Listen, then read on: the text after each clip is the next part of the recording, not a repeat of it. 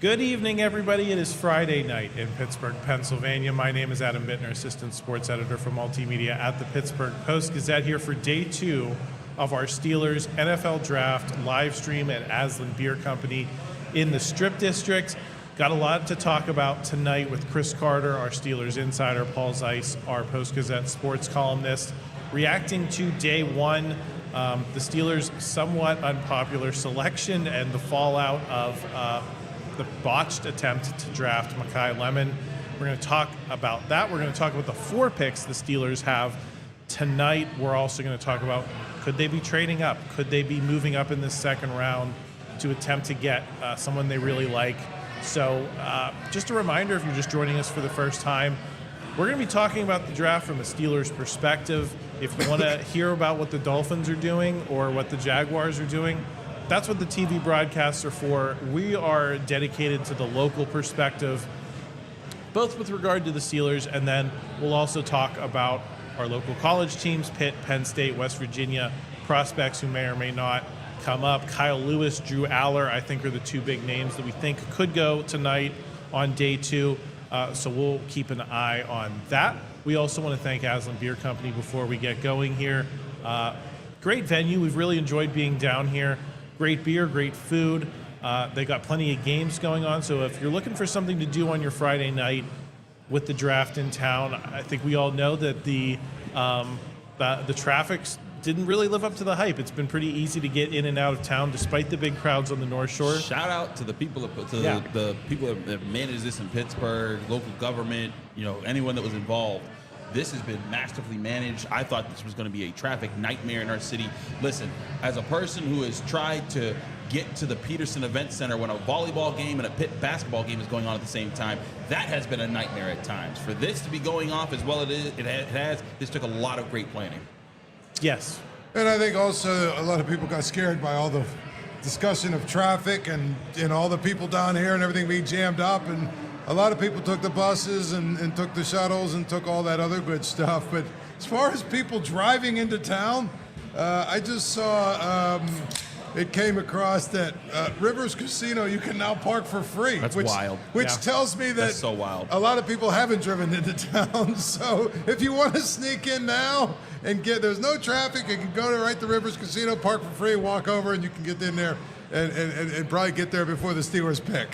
It looks like things did fill out in the North Shore. The crowd seemed a little more late arriving tonight compared to Thursday night, but it looks like it's a pretty dense crowd here as we get round number 2 started. Roger Goodell's on the stage with various luminaries, including Pat McAfee. So they're going to get things started for the draft. We're going to start talking about the Steelers' first-round pick. And, gentlemen, were we too hard on it last night? I think that's where I want to start. Obviously, the trade for Makai Lemon falls through, the Eagles traded to get in for Makai Lemon. The Steelers can't get him at number 21. So that attempted draft pick did not work out, and we crushed them pretty hard last night with 24 hours to digest it. Have you guys rethought anything about the direction they've gone?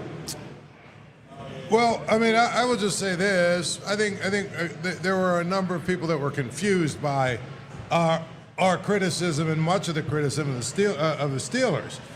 This guy might turn out to be a good player. Mm-hmm. It just you picked a guy who is clearly a bit of a project. Yes. Who probably is not going to be able to help you this year.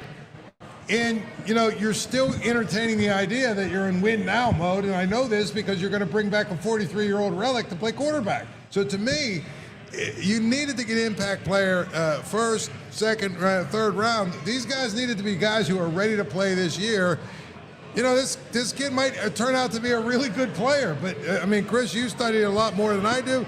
It sounds to me like if he's ready to start by next year, it will be a bit of a feather in the cap of the Steelers to be able to develop him that fast. Listen, I think Max Iheanachor is a very athletic prospect. He has a lot going for him. I think that he is extremely quick off the ball. His footwork is amazing. I think he has to fix his hand technique a little bit. He can be off with his hand placement a lot, and that's why he lost some of the reps that he did. If he had his hand placement down, this man would probably be a top 10 pick. Like, he's a great athlete, great feet. If he had put it all together, but again, this guy just picked up football, a few years ago. I didn't know that last night. I think it was exactly 4 years ago or something like that. Yeah. Before he was recruited to Arizona State, it was like 8 or 9 months before, after he had started playing football. So really, like, senior year of high school, and you're getting recruited. And it seems like he's a fast learner, right? I mean, picking up the game that quickly and picking up a Division I offer and then progressing to the point of becoming a first-round NFL draft pick, that's impressive. You would hope that the learning curve could be solid for the Steelers. But as I mentioned last night, it does on some level just feel like a wheel spin compared to where you were with Broderick Jones. I think it's the process that the Steelers are getting crushed for. It's not necessarily the player. It's you were on the phone with the guy you planned to draft, and a team drafted up and got him ahead of you. And it's just a lot of egg on the face. Regardless, you could draft Joe Montana in that spot, and I think it would still look pretty bad the way things unfolded last night, and that's the problem. And again, all it would have taken is the Steelers just ahead of time saying, hey, Cowboys, I know you guys don't probably want this guy, but if someone wants to trade up with you, just let us know, because we'll probably beat that price. And 2 fourth-round picks, which is what the Eagles gave up, Steelers going to easily beat that price. First of all, the Cowboys would have loved if the Steelers just matched it. 2 fourth rounds and the first round swap. First of all, they would have gotten a better first round pick because they would have been two picks ahead of the Eagles. Right. Then they both would have still got 2 fourth round picks. And now you're helping a team that you're going to face once every 4 years. Right. So, it would have been a no-brainer, but they didn't think ahead of time. They put themselves in this position. Hey, you made your bed. Now you got to lie in it. You drafted a tackle. You still need a starting wide receiver. You still need a guard. Still think they need a DB and a nose tackle. They have 4 picks today. They can address all 4 of those if they'd like. But I think they're going to see some trades and some aggression to try to really nail it down with some of these players that are left. Yeah, I think we have the rest of the night to talk about the pick in the context of what they do tonight. But let's set this up a little bit for day 2 and our expectations and possible hopes for the Steelers. What do you guys want to see addressed by the end of the night? There's obviously a lot of needs here. A lot of them got pushed down the board last night because you go with the tackle. There could be opportunities to trade up. I believe Denzel Boston is Mel Kiper's best available. He'll go pretty fast. Emmanuel McNeil-Warren. So, are you guys looking for them to potentially trade up for these guys we've talked a lot about, guys we know have visited their facility? Or are you content to see them wait until 53? It depends on what they get. Right. I mean, it's like, maybe last night they were playing 3D checkers. How about this, Chris? 3D checkers. How about this? They actually have a deal already in place for A.J. Brown with the Eagles. Yeah. How about that? That'd be crazy. Okay. I mean, I'm but just the saying. Patriots have a deal in place for A.J. Brown, so we know that didn't happen. I'm just trying to help them. You're trying to help them. I would say this. Denzel Boston, to me, does not seem like the kind of receiver that really fits what the Steeler needs. And I agree because he's not a separator. Right. He's basically what they already have. Big, tall guys that don't separate well can kind of go up and get the football. What do you think of Zachariah Branch? I like his speed.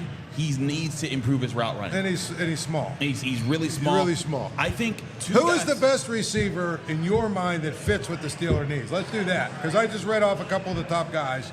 If you were the Steelers, 8 picks go off the board and there's no receiver, pick. So now you have your pick of the litter to move up, say 10, 15, 10, 12 spots. Who would you want to go up and get? Either Germie Bernard or Chris Brazzell or Elijah Surratt. Those are my top 3 receivers on the board right now, after Denzel Boston. But when I look at Chris Brazzell, the Tennessee wide receiver, he reminds me of Martavis Bryant without, the marijuana. But he's tall, he's fast, he goes up and gets the football. He's very short on words. When I asked him to talk about how he developed his technique at the combine, he said, "It's God-given," and that was it. I was just like, "Oh, okay." But how did you work on yourself? He's like, "Oh, God gave it to me." I was like, "Okay, that's that. Thank you, Chris Brazzell." But he seems like when I watched him go up against some SEC corners, he would just bully people because he was so tall, he was so fast, he'd go up and get the football. He's exciting. But if you want the craftiest guy left, I think Germie Bernard is that guy. He very much fits a guy that can play in the slot, but also line up outside. He can be physical. He blocks. I think that he has a lot going for him. Germie Bernard, I think, is the best fit, per se, for what the Steelers could use right now. What would you say, either of you really, what would you say if with one of those third-round picks, the Steelers draft, what's his name, Nussmeier, what's his first name? Garrett Nussmeier, the quarterback. The quarterback from LSU. What would you say about that, Chris? I would say it's a mistake because you could probably get him in the 4th. I'm not a Garrett Nussmeier guy. How about, how about Drew Allar? Nope. Or don't Carson Beck. You say so you're saying are we going to do our bit now, there Chris? is not Wait, there is not a third-round quarterback. Basically, what you're saying on the board for the Steelers. For the Steelers, because here's my thing: these are all backup quarterbacks. The Steelers currently have 2 backup quarterbacks on the roster. They're good with backup quarterbacks. So what you're saying is, you don't think there's another starting quarterback in this draft? Wow. I think that, and I'm not talking about this year. I'm talking about ever. So maybe. So my suspicions have been correct in that this is not a great draft for quarterback. Oh, I've been saying that since about November when we realized that a lot of these guys weren't going to come out, and a lot of the guys that they were hoping to pan out would pan out. But yeah, didn't happen, and it was Fernando Mendoza or bust if you really wanted a starting quarterback right now. But that's why I think also it looks like the first. Wow, Deshaun Stribling goes off the board. A receiver right off the bat. Jeez, that's first pick of the 2nd round. Where Chris, did you I think have we him? talked about. I've talked about him as low as I believe the 4th or 5th in some of these multi-round mocks that have gone down. I know some people loved him after the combine, but man, I guess the Niners see something that everyone else doesn't, because he was a 4th rounder in a lot of people's eyes. I mean, he has some of this, I do believe, inside and outside ability, right? I mean, they've shown on ESPN here the first snap he was on the outside, this snap he's in the slot. So that is a trait that we've discussed a lot. Is if you would like to get a receiver, you'd like a guy who could play inside and outside, but there's also a lot of suspicion about this Ole Miss offense, guys. Yeah.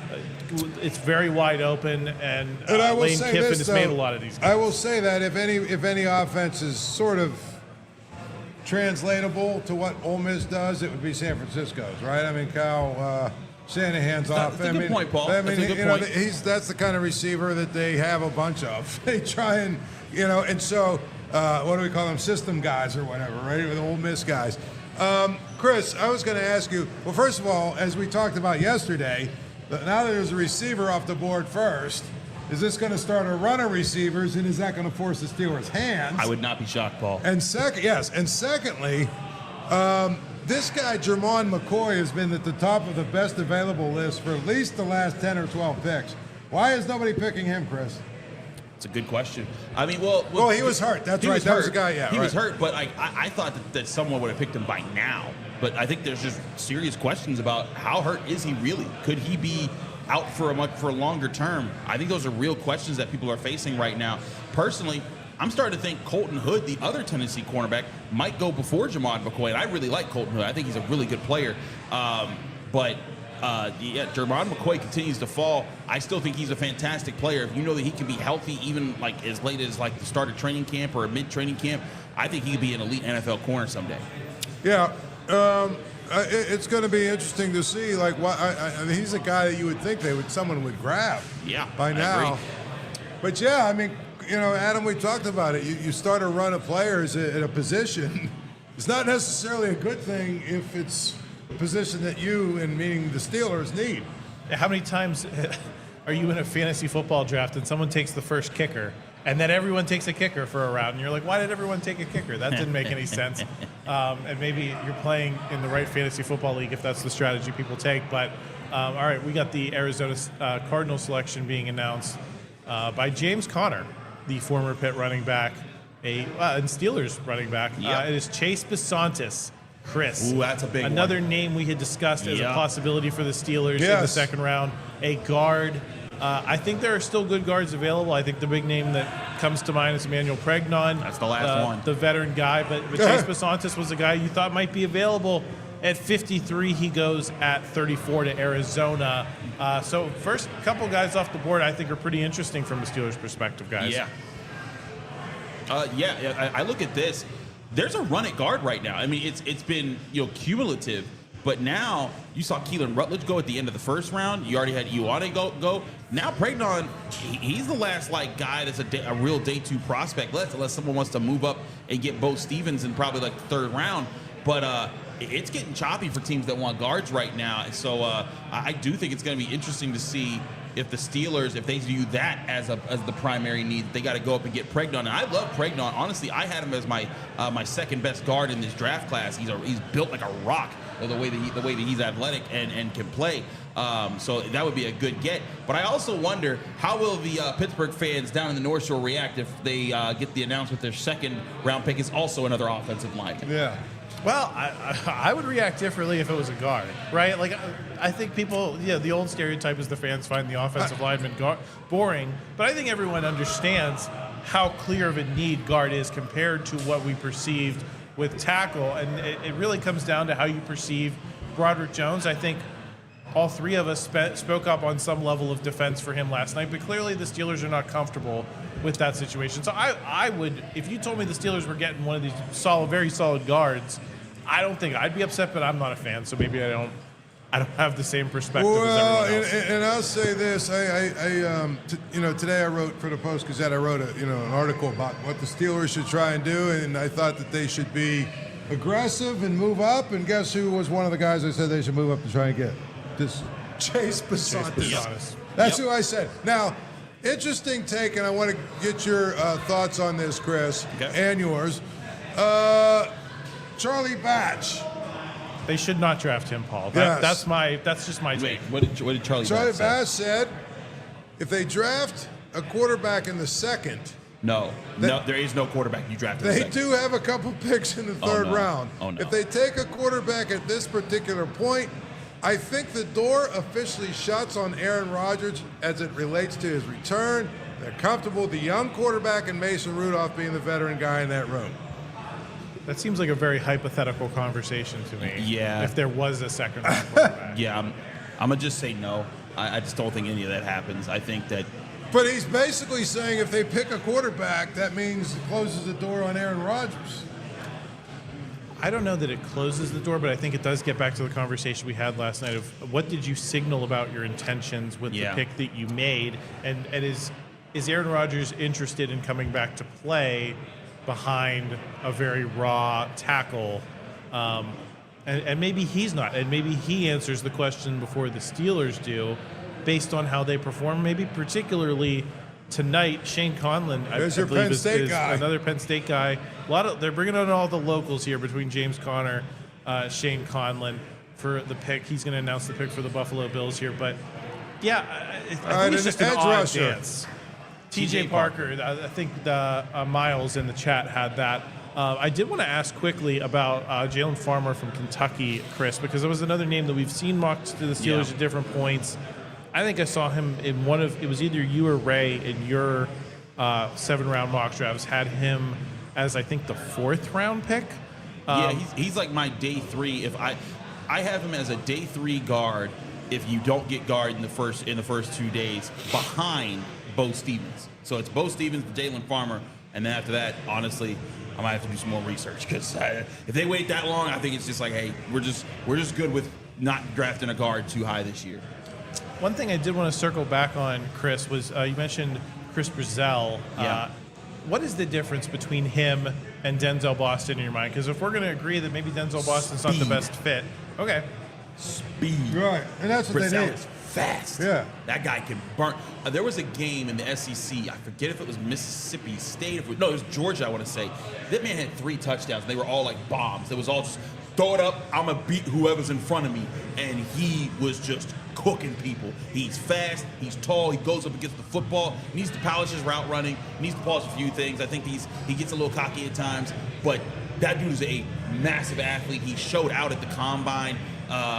He is that kind of freak of nature player that I could be like, okay, yeah, you know what? He's not a separator, but he's really dangerous with his speed. I might be able to do something with him. There's been a trade, by the way. The Texans traded the Raiders traded their the fourth pick in the second round. They traded it to the Texans, who are now on the clock. So the negotiating windows are open. Yeah. We had talked about, are the Steelers going to trade up into the top of the second round? I think in the next pick or two, we're not calling it the top of the second round anymore. They're not showing that aggression, and no one, I believe, made a trade all day to get up into the top of the second. We've talked about how sometimes that can be a zone that a lot of teams like to get into because they have all day to think about it. They're not on the clock. Right. So the Steelers did have all day to think about it. They had all day to think about potentially trading with the Raiders to get into the spot, and maybe made a deliberate choice not to do it. Caden McDonald is off the board. Wow. He goes to the Texans, and I thought they needed a nose tackle. They got their nose tackle. Man, that defense is getting more and more nasty. Yeah, Paul. no, really, like, as if they needed more help on their defense. Here's a funny one for you. Guy tweets out, Joe Hayden's is in the house. He's announcing the Browns' second-round pick. Looks like he could still cover. This other guy quote tweets it and says, the Steelers called to ask if he'd announce one of their picks, but while they were on the phone, the Browns called. Dang. That one hurts. Interesting beginning to the second round here. Germie Bernard, for me, guys, I'm kind of all in on the concept of him at this point. If you'd asked me yesterday, is Germie Bernard going to be the best receiver they get a chance to draft, I would have been a little suspect of that notion. But at this point, knowing what we know now, I like what he can do for the Steelers in the context of what's available. I don't know if there's another. What do you got, Paul? No, I was going to say this. Compensation. So Las Vegas moved from 38 to 36, which is 2 spots. And they got number 91 and gave up 117, so they moved up. So they moved back 2 spots, but then they moved up, 17 plus 9? Do the math real quick. Yeah. 26 spots is what they moved up. They basically got another third rounder out of it. Another pick in the top 100. Which Yeah, is they got Uh, a 31, a third rounder. Paul, do you like Germie Bernard? We got Chris's take earlier. Is he the type of receiver you'd like to see? Yeah, I mean, I, for some reason, my biggest thing with all of these guys is I want guys that have speed, and I think that he has speed, and that's where he fits with what the Steelers are looking for. I don't want another guy who's a big, bulky, good route runner, but just a big, strong guy. I don't think they need another big receiver. I think they need a guy who can fly. So yeah, I like him. Guys, is there any player tonight that salvages the draft for you, right? And maybe that's the wrong word. I think people have come down from the rage from last night. You can tell us in the comments. Let us know how you're feeling compared to. Yinzer Mick says Omar's sleeping, so maybe everyone has not come down. Well, how can you argue with anyone called Yinzer Mick? It's hard. I did see they also had the NFL draft prospects doing Pittsburgh East, and they were asked what is a buggy. A lot of things and broad failure from these guys. Did not know a whole lot of Pittsburgh East terms. I don't know if that surprises me or not, because I feel like some Pittsburgh East terms go a little bit beyond our local territory, but I could be wrong Who on is that? That is Billy Miller. Okay. The iconic Billy Miller of the Houston Texans. Yeah. They're telling us in the comments, Omar is sleeping. Omar, clown man. I'm still mad as hell. So I guess the folks are still upset. Wait, so is Caden McDonald here? Did he have to sit in the green No, room? he stayed. Yeah, he was one of the guys who stayed in Pittsburgh after not getting picked last night because he was confident he'd get picked early today. So kudos on him. You're seeing him crying and talking to his family. And he's a good player, too. I thought he was a really good prospect. He was a guy that at one point I thought the Steelers might consider if they traded back in the first round because I think he could be a really good nose tackle. Yeah, and I think that's one position the Steelers actually sort of quietly need as a nose tackle. Yep. I don't even know if it's quiet. I think it's just Beyond, you have other needs that are higher. Yes. And that's why I think we always speculated, could the defensive line pop up as a potential surprise on day 2? So we will, I guess, find out. But Caden McDonald is off the board. But is there anyone on the board, Chris? We get your excited reactions. We love them. I think it's one of the best features of our annual NFL Draft live stream where you get excited. Yeah. Is there a name that's going to make you yell later in the evening, whether it's if they trade up in the next 10 picks or wait till 53, someone that's going to have you jumping up and down here on the stream? Carson Beck. Oh, my God. Yeah, in a bad way. I really like Keontae Scott, slot cornerback out of Miami. I think that he would be an immediate add to this secondary. I think he'd be dangerous. He's a run stuffer. He's a blitzer. He's a man cover guy. He's a zone cover guy. He does it all. I think he would be an elite piece in this secondary in short order, like quickly helping them, putting them in a good spot. He runs a 4.33 40-yard dash. Keontae Scott's one of those guys that I think is just a dog in weight. And if the Steelers get him, I think their secondary would take a serious step up. Where is he on your best available right now, Chris? Because I think with the pick of Max Iheanachor, okay, the pick of, so we're at pick 36. Yes. So what the pick of Max Iheanachor told us last night, to me, Chris, is that the Steelers are going to default to their board in a lot of circumstances, maybe more than we think that they should externally. Is that going to bode well for a guy like Keontae Scott, a prospect that I've liked too? I think he can do a lot of good things. I think he's in that Caden McDonald group for me of guys that, man, there's just a positions I'd rather see them address than that one. But he's a very good player, and I would not protest that pick per se. Is that what maybe would think you would like to see the Steelers go in that direction? I would love to see it go that direction. I think Keontae Scott is a perfect fit for what they need in the secondary. If he falls far enough, to 53, I don't know if he'll get that far. But hey, we've seen a lot of things. McNeil-Warren is still on the board. I thought he'd be gone by now. Jermon McCoy also a Giants pick is in. It's Colton Hood, the other Tennessee cornerback who I thought could go before Jermon McCoy, and now he will. Is this the pick that is getting a lifetime supply of Heinz ketchup? Apparently. Is this pick 57 overall? It's pick 37. It's pick 37. Pick 37. Yeah, so we still got a long way to go. We still got 20 picks. So why did they before flash the Heinz thing on there and fake me out? That's a good question. Someone tonight is getting a lifetime supply of Heinz ketchup, though. Where? Here? Pick number 57. Okay. He's going to get a life. That's what they said. That's what I heard on the radio. Oh, so it must be true. So, yeah, it must be true because it was on the radio.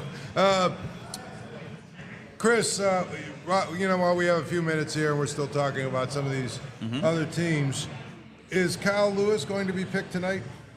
I think he will be. I think third round, you'll see Kyle Lewis go off the board. He impressed a lot of teams. At the Senior Bowl, people were like, whoa, he's a lot better than we thought. Okay, he can play the run a little bit better than we thought. He could cover pretty much everybody we asked him to cover. Then he looked good at the Combine. He's been a good interview. I think that you see him go round 3 tonight. And he's the top-rated pick guy, right? Yes. There's not too many other pick guys. I'm just asking now. I mean, I don't know if you know this answer, but how about does West Virginia have anybody that might go tonight? I don't think so. I don't think I didn't study them a lot because they didn't have any guy that was like in the day 1, day 2, early day 3 range. I did not dive too deep into the woods of like late day 3 picks. Look at Cam Hayward comforting Caden McDonald, Ohio State to Ohio State, dapping him up behind the stage there. That's pretty cool. Look at him passing down some Buckeye love there from decades ago. Who does our old friend John Harbaugh take here? It's a good question. Well, Colton Hood. You've already done. So yeah, we should have started that earlier. I want to pull at the Kyle Lewis thread a little bit further. What is the future? What is the path for him in the NFL? Because I've seen a lot of scouts say box safety, which is not necessarily what he did at Pitt. He was more of a linebacker there. Or can he be a linebacker?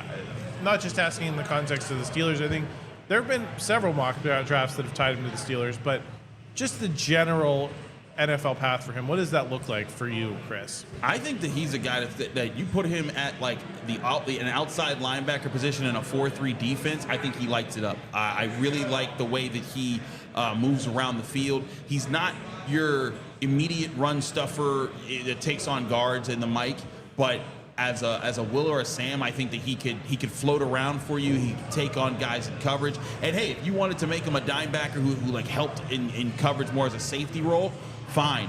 But I think Kyle Lewis showed over the past. First, he showed in his career. I covered him at Pitt. Fantastic player. This is a dude who, when he suffered an injury, he used to have to come into the facility super early in the morning to get all of his rehab done. And so he had to do a lot of rehab super early in the morning. When he was done with rehab, like once he recovered, he then said, I still want to come in super early. So he would be there at like 5 o'clock in the morning watching tape, whether it was tape from the previous game, tape from the upcoming opponent, or even tape from the practice that they just did the day before. But he was just, I'm going to keep studying and studying and studying. And then he became the leader of the Sharks, the Pitt linebacker corps that basically led that defense and made them a really competitive team under Pat Narduzzi. Kyle Lewis is a dog. He's a Shark. I think he'd like to say himself. And someone is going to want to get him, I think, at least by the middle to late part of round 3. Incidentally, can we acknowledge that you can see already the John Harbaugh influence on the Giants? Their first pick was a linebacker, Arvell Reese. Mm-hmm. Then they picked a big tackle, and now they have a corner. Like, next up is a tight end. You know that, right? I mean, it's interesting if you think about it. John Harbaugh and Mike Tomlin faced off. 18 of 19 years. I think Harbaugh. 2 decades. I think Harbaugh was 1 year after Tomlin got hired, or something like that. So, Tom was 07. He was 08. So I mean, they basically played how many games against each other, and now Harbaugh is at the Giants. Tomlin's not in the league, and the Ravens and the Steelers are going to play. Mike McCarthy against some young dude who used to be Michigan's defensive coordinator. Mm-hmm. Different dynamic altogether. A completely different dynamic. While we're talking about local guys, gentlemen, talked about Kyle Lewis. I think Drew Allar is the other big name that we're looking at tonight from a Pitt, Penn State, West Virginia perspective. We've talked about him a lot in the context of the Steelers. Is he worth the bet for the Steelers? Let me ask the question this way. Is he worth the bet for someone tonight? Isn't Matt Millen a Penn State guy? Matt Millen's another Penn State guy. So a lot of Penn State and Pitt representation here, and Pittsburgh representation here early on with this Goodell announces the first round picks. Tonight's when we get to see some of the other folks. So maybe he's going to announce Drew Allar and he'll back up Fernando Mendoza here in the next couple of minutes. Do we see Drew Allar go tonight, guys? Maybe. Some people are really in love with the guy's size and the arm strength. If Chris Carter was the GM of all 32 teams, Drew Allar would be a 6th round pick. He is not good. I've given him. Oh my goodness! Trey Don Stoops is off the board. That is a major Steelers target, taken very early, in my opinion. I thought he could go middle 2nd round. The Steelers could get him there. He's an extremely versatile defensive back, slot corner, safety position. He goes 38 to the Raiders. That's a big loss for the Steelers. I thought he would have been a really good target for them. Who is the coach of the Raiders right now? It's the guy from the Seahawks, right? The Mike McDonald? The offensive coordinator or the defensive coordinator from the Seahawks last year. Right? Yeah. Am I right about that? I was trying to think. Clint Kubiak. Right. Yes. So the offensive coordinator from the Seahawks last year. Okay. So he's picking a safety? Yeah. Trayden Stoops was a visitor, so you knew that the Steelers were interested in him.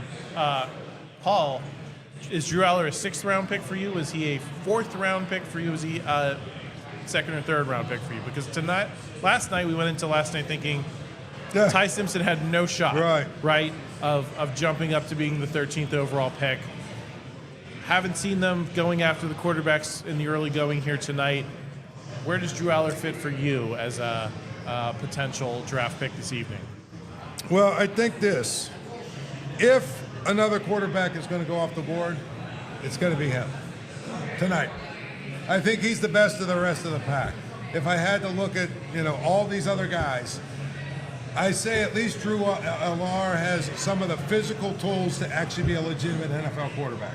All these other guys, you read about the scouting reports, there's, this guy doesn't have a good enough arm, this guy has, he's a little bit too small, this guy, has small hands or whatever. I mean, at least if you're going to pick a guy, pick potential and talent. And I know that Drew Allar had left a lot of chicken on the bone, so to speak, when he was at Penn State.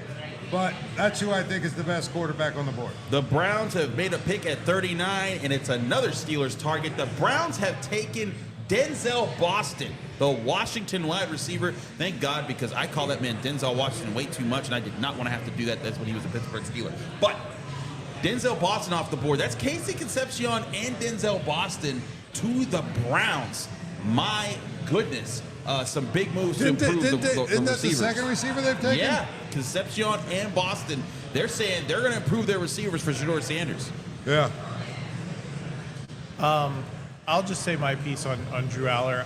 I think I fall somewhere between you guys. I think he's worth maybe the back end of the third round because of those traits that Paul mentioned. He's got all of the things except the above the shoulders. And I blame Penn State more for that than I do him as a player, because I think there were a lot of dimensions going there that led to James Franklin getting fired. I don't blame what happened to Drew Allar last season on Drew Allar. I blame it on the Penn State coaching staff. I blame it on the receiving talent. We saw in almost all the big games that Drew Allar gets crushed for, his wide receivers caught like no passes when it mattered. Specifically that Notre Dame game in the college football playoff, semifinal at the Rose Bowl at the end of the 2024 season. His wide receivers caught no passes. He gets clowned for that interception late in the fourth quarter when Penn State was driving, hoping to set up the game-winning field goal. Listen, you got to take some chances, and he took some chances with some guys who stink. And I think Penn State made him look like a worse player than he is. I'm a Penn State grad, full disclosure. And I choose to clown the coaching staff for that more than him. Your thoughts on that, Chris, because you're, I think, the chief critic here of Drew Allar. You seem to blame the player more than the program. I gave Drew Allar many years to figure things out. I was like, okay, he gets with this year. Okay, he gets this year. And then eventually I was just like, I'm out of time to wait for him. I'm sorry. He had every chance to step up. There were just some terrible throws, terrible decisions, terrible and listen, the program certainly didn't do a good job of developing him as much as they could have. Maybe if he's put in a pass-first West Coast offense that makes decisions easier for him. But I'm sorry, he had every chance to step up. He folded in so many big moments. He looked big when it was time to beat up on the little guy. Tempo, yeah, let's throw 5 touchdowns. Let's dominate. When the big dogs came to town, he turned into a little puppy. And you do not want that energy in the NFL. He's big, he's tall, he's athletic. He has a cannon of an arm. Take him as a prospect to be a backup quarterback. And maybe you could turn him into something. But yeah. Joe Hayden is here to announce the Browns pick. That is an interesting choice as another guy with Steelers connections, but who's obviously representing you heard the Browns. The tweet I read. The Steelers were on the phone with him, and the Browns called him and said, "Why don't you announce our guy?" Well, I guess let's talk through the Denzel Boston thing a little bit more. We're efforting we're efforting Noah Hiles on the North Shore to get a sense of the scene, how people are feeling over there. But let's talk through Denzel Boston. Not only through the Steelers didn't get him perspective, but the Browns did. So this is a guy they're going to see twice a year. Does he make the Browns significantly better in your mind, guys? I mean, I'm still not a big fan of the quarterback who's going to throw it to him. That's the biggest thing. They got Jerry Jeudy, Denzel Boston, Casey Concepcion. Yeah. Now you can say you have a receiver room. Boston is your go up and get it receiver. He's your vertical threat who can win the jump ball. Concepcion is your separator. He's gonna get loose and get loose in the secondary, run really sharp routes. You got Jerry Jeudy the veteran. So I think they got a nice receiver room now. They got diverse talent for Shedeur Sanders to work with. And if it doesn't work this year, guess what? Next year they can trade up and get a quarterback because they'll have another high pick. But here's one thing I'll throw to you. What if what was the massage guy's name? Deshaun Watson. What if Deshaun Watson is fully healthy and goes through every camp? Do you think he has anything left in the tank, or do you think it's just been too long for him to really be that guy? Look, if he comes back and he lights it up in training camp, you give him a shot, because Shedeur Sanders ain't earned nothing to make you say, oh, we're not giving nobody else a chance. He's a Pro Bowler, Chris. You're right. Put some respect on his name. You're right. That's my fault. I apologize, Mr. Shedeur Sanders, the Pro Bowler. I should not have said that. But again, he ain't someone that you're beholden to. If Deshaun Watson outplays him, he outplays him. If Shedeur Sanders outplays him, he outplays him. But nobody there right now has any reservations to be the quarterback, regardless of what happens from someone else. The Chiefs are announcing. I'm getting disoriented by seeing the Chiefs as often as I have in this NFL draft and as early as I have in this NFL draft, because we're so used to them drafting later. But of course, they missed the playoffs this year. The Chiefs are taking R. Mason Thomas, the edge rusher out of Oklahoma, and right behind him, the Bengals are taking Cassius Howe, the edge rusher out of Texas A&M. So 2 edges are about to go off the board. Wow. Quick, fast, and in a hurry. That is, I think, there's a lot of places talking about the edge rushers in this draft, and I feel like every time it's come up for the Steelers, it's been like, no, get it out. Because there were in several mock drafts. I believe Kendrick Falk was in Lance Earline's final NFL mock draft for the Steelers. It was, and there have been people. I think it was a Vinny Iyer mock that made me roll my eyes last week from Sporting News, and he said, well, they need to bolster things. I think the Steelers are in good shape at that position. I think it's just a question of how you can get things to work with Nick Herbig going into the future. But that's a dimension of this. We're not talking about the edge rushers very much on this show because it's just not a need for the Steelers. But I think it's like in the NFL as a whole. Yeah. Clearly, it is a priority. Do you like Chris? Do you like who did you say the Bengals grabbed? Do you like him? Cassius Howe. He was a late first rounder for me, so I think this is a good value for them. They need pass rushers in that defense. So I think he's a good player. I just don't. I haven't trusted anything the Bengals have tried to do on defense. They continue to just whiff and slip and fall down. Yeah. So I must see it, got to believe it, guy. But I like Cassius Howe as a player. Good. Okay, we got Noah Hiles here. We're going to bring him in. Noah, can you hear me? Yes, I can hear you. Can you hear me? I can hear you. We have surpassed our technical difficulties from last night. So, Noah, we're here. We're starting to get in the middle of the second here. What is your view on how you've seen things unfold in terms of, there are a lot of names we were looking at for the Steelers going into the night that have already been off the board. Denzel Boston a couple of picks ago. Yeah. I think Emmanuel McNeil-Warren's the big name that's left that I've been thinking about. But a lot of these potential targets for the Steelers have gone early in the second round, and they choose not to make a trade. What's your view of the world here early in the middle of the second round? Well, I mean, my worldview is probably a little different than things pertaining to the Steelers, Adam. But if we're talking about the latter, I would say that, we're getting to a point now where I don't think it makes sense for them to trade up unless they have a guy that they're absolutely in love with.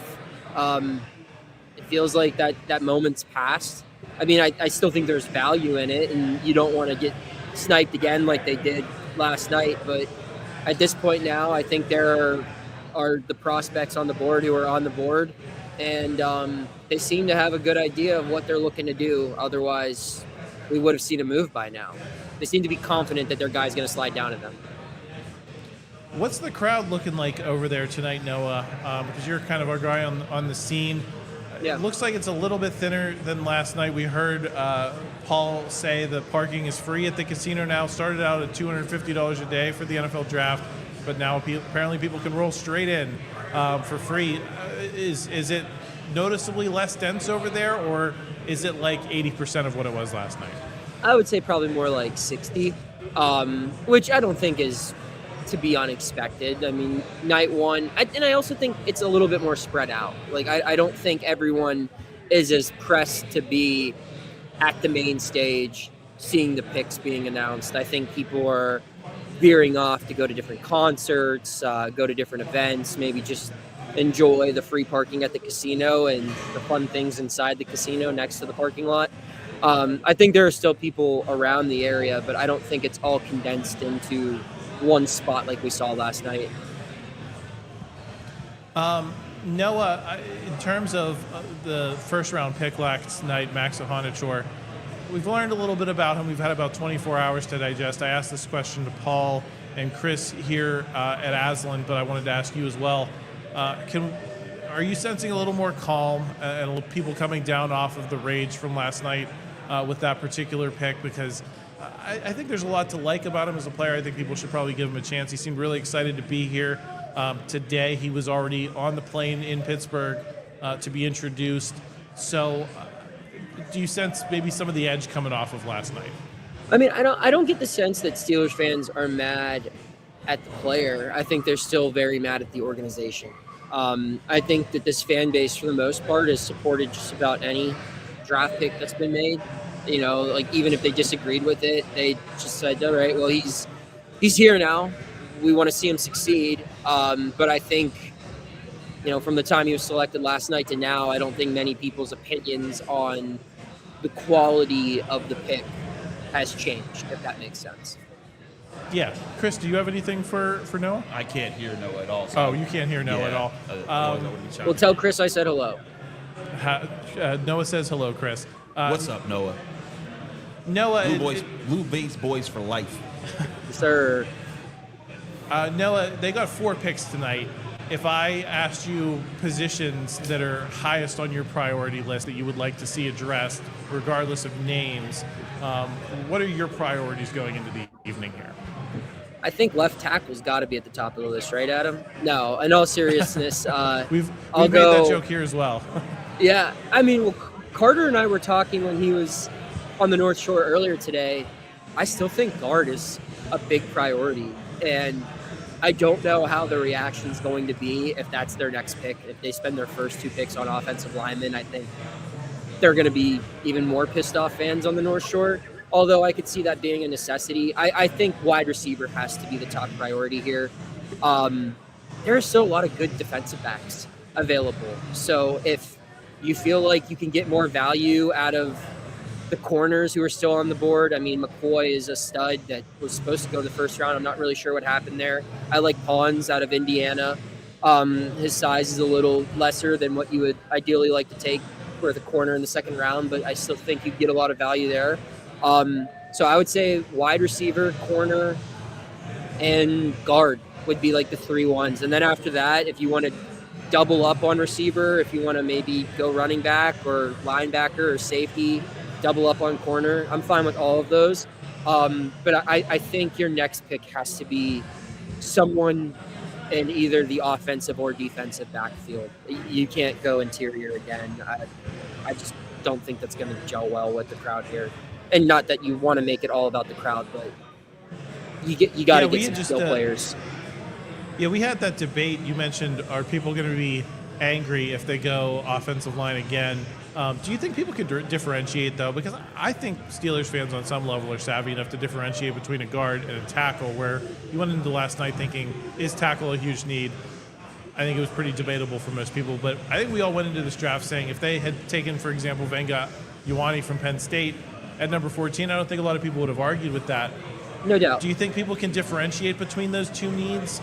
Or is it just going to be unpopular in the crowd as a just simple offensive line is sometimes not the sexiest position? Yeah, I think because of what they did last night, another offensive line pick will be unpopular. And also, like, I just think objectively, if you look at this roster, even with the addition of Pittman, wide receiver is still their biggest need. Like, you have guys who can fill out that offensive line right now, and is it great? No. But it's a better position group as a whole in the receiver room, even with the addition of Pittman. They need depth. They need playmakers. Just because you've only had a wide receiver 1 and nothing else for the last 2 years, and now you have an actual wide receiver 2, you need playmakers there. And it's something that's plagued their offense in each of the last 2 seasons. So I think that's why people would be upset. It's like, okay, well, yes, by getting a guard, my reaction would be that should have been what you did in the first round. And then you should have got a receiver in the second. If you were going to go offensive line in the first round, it should have been guard, not tackle. So I think that would be where the frustration. I think Steelers fans would be able to recognize that there is a need for guard. But I think their gripe would be that because you got a tackle out of nowhere in round 1, well, now you're still playing catch up, and the other needs that need addressed are going to be addressed by lesser players, theoretically, because you're picking them later in the draft. No, any final thoughts here before we let you go? We know you got to get back to checking things out on the North Shore, setting the scene for us, especially over post-gazette.com. Anything you wanted to bring up that's been on your mind since we last heard from you yesterday? Just that I'm very offended that Chris Carter didn't ask me any questions on this stream. It really hurt my feelings. And Adam, that's why I appreciate you more, because you met that demand. I'll try one more time. Noah just wants you to ask him a question, just any question. No, what's the best food you've had this weekend that isn't a chain restaurant of Pittsburgh? They had some really good food at the Press Dining today. Matt, it was like roast beef? Chicken piccata. Pretty good. What just happened? Bye. Very nice, very nice. All right, well, we're going to let Noah go back to the draft. We've got a couple picks coming up here. So thank you, Noah, for your insight, and we'll hope to maybe hear from you on Saturday. The Dolphins are about to bring their pick in, so thanks, Noah. We'll talk to you soon. All right, later, guys. Jacob Rodriguez, Texas Tech linebacker. Good linebacker, really good linebacker. I think it's a good pick by the Dolphins. He's a green dot guy, leader of the Texas Tech defense. Got to cover him at the Senior Bowl. I think that he goes ahead of Kyle Lewis because I think he has a little bit more of the physical qualities as far as like being able to stuff the run a little bit more. But Rodriguez, good player. I expected him to go around this range. This is a solid pick. Okay, so you look at what's now between the Steelers and what pick are we on here now? 43. 43. So if you look at the teams, 10 away. If you look at the teams between them, Lions, Ravens, Bucks, Colts, Falcons, Vikings, Jets, Panthers, Packers. Anything jump out about any of those teams where they could be taking a similar guy to what the Steelers are looking for? In the second round, I think that there's a lot of different ways that these teams can go. So like nothing can be considered safe at this point. I do think that like the Steelers, they may want to, if there's a receiver that they have their specific eyes on that they really want to get, they should probably start considering trading up in about 5 picks here, unless that guy goes before then. But to me, I think that it depends on who they want. After last night, I don't know what they're trying to do, because them getting a tackle completely throws everything for a loop. So, Emmanuel Pregnon still there. If you look at my top 5 as it is right now, Jermon McCoy is still the best player, I think, on the board. McNeil-Warren is the guy they brought in for a visit, safety out of Toledo. Chris Brazel's the best receiver I have on the board. Emmanuel Pregnon is the best guard I have on the board. Keontae Scott, best DB I have on the board. Behind McCoy and McNeil-Warren, excuse me. You do at a certain point wonder what they're going to do with these 12 picks, Chris, because we're midway through the second round now, and you're going to reach a point of diminishing returns with moving those picks, aren't you? Like the impact. Wow. You already have 3. Calvin Johnson here is here. Megatron. How about announcing the Lions pick? They're here. They just traded with the Jets. Derek Moore. They took another edge. That's like 4 edges in the last 6 picks or something. There's a run on edge rushers, which is just good for the Steelers because now you're getting some of the other positions to fall to you. I'm starting to look at Emmanuel Pregnon. If they want a true guard who can play right there, I know that the Steelers fans might throw a whole fit about not getting a receiver in the second round after not getting one in the first round. But you draft him, that needs to be your last offensive lineman that you select in the first 2 days of the draft for the next 8 years. But just getting back to what are you going to use these picks on? I believe they showed the price here. Yep. I believe it was just a 4th round pick and a pick swap. Yep. What are we holding 4th round picks for? Good guys? question. You're going to have the 2nd round pick. You're going to have 3 in the 3rd. So that's 5 top 100 players that you're pretty much assured of already. If you can trade a 4th to get a 6th one of them, why aren't we talking about that? It's a good question. So if Pregnon goes off the board, do any of these other guys excite you for the 2nd round? Brian Parker, Enes Cooper, Jalen Farmer. No, absolutely not. That tells you there's 1 guard basically left. That is an impact player. I've said all along, I think there were 4 impact guards in this draft class: Ioane, Besantis, Pregnon, and Rutledge. Only Pregnon is left of those guys. If you wait for anyone else, they're a day 3 pick. I think you'd be reaching if you took them on day 2. So Pregnon, if the Steelers really want a guard, Pregnon would be the last guy. I think that would be a guy that you could plug in and expect to start this year. I was getting clowned last night in the comments. I know I'm even using that word a lot tonight. I really need to reel that in, differentiate my vocabulary a little bit. But I suggested, hey, maybe they want to keep 12 picks because they want to get a 7th round pick on a punter or a punt returner. I think people perceive that as me saying, like, draft those players earlier. That's not what I was saying. I was saying, why would they keep all of these picks, these 12 picks? Because we've said a lot on these podcasts leading up to the NFL draft that, hey, they're probably not going to keep 12 players. That's a lot of bodies on a 53-man roster. The Ravens pick is in. Do we know who it is? It is an edge rusher again. Another one. Zion Young. Zion Young. Okay, so I'm going to continue with the bet. Listen, I think the debate was, are they going to keep all these 12 picks because it's hard to keep 12 picks out of a 53-man roster where you have a lot of existing guys and roles where you're comfortable with them. And we said that there's not room for 12 guys on this roster as a total just math problem, right? And that's where I was saying maybe that's why they want to hold on to some of these picks, because there are guys that they like for those specialist roles in the much later rounds. I'm talking 6th, 7th round tomorrow, instead of hoping they hit some of these guys in NFL or in undrafted free agency. They're just able to acquire them with a 7th round pick and keep them on the roster. Am I completely out in left field on that, Chris? I mean, as we're getting into the second round here, we're trying to explain why they haven't traded any of these picks yet. My only thought is that they might be thinking their moves are going to come later on day 2 because they want to make sure they get some of these positions that are locked in that they do need to get right now. And there's some guys, like when I do a lot of my mocks, I would get to this point of the draft and I'd say, man, I can't get the guard that I want. I can't get the nose tackle that I want. Like right now, if you're trying to get Emmanuel Pregnon and Dominique Orange, that might be a tough sell right now because I think Orange is going to go, and Dominique Orange is a really good nose tackle right now. But the thing is, again, you still don't got a wide receiver. This is where you got to be crafty. You know, you got 4 picks in right now on day 2. Trade one of those early day 3 picks, one of the 4th round picks, move up, get some extra value, and try to make sure that you can get maybe 2 second round picks. You know, can you get a 5th pick? Today. Be aggressive. Do something. I think that's what Steelers fans want to see, is just effort at this point after what happened last night. Paul, do you tend to agree with that logic? Yeah, and I think the thing about it is the later you go in the draft, the less value you have in all these picks. Yeah, that's my concern. What I mean? And that's the problem. Your guy Nick Farabot just tweeted out that if your boy McCoy is still on the board when the Steelers pick, despite his injury history, they need to have a conversation. What do you think about that?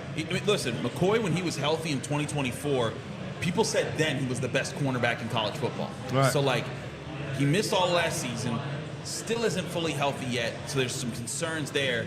But then it becomes like, hey, do we think he can go back to being this elite cornerback once he is healthy? Because if you do, I feel like that is one that you got to consider. We're probably going to get to a break here soon, guys, so we can come back for the Steelers pick, assuming they're going to be at 53, because we are now 8 picks away. It's possible they'll still trade into a spot, but you're running out of places to trade into.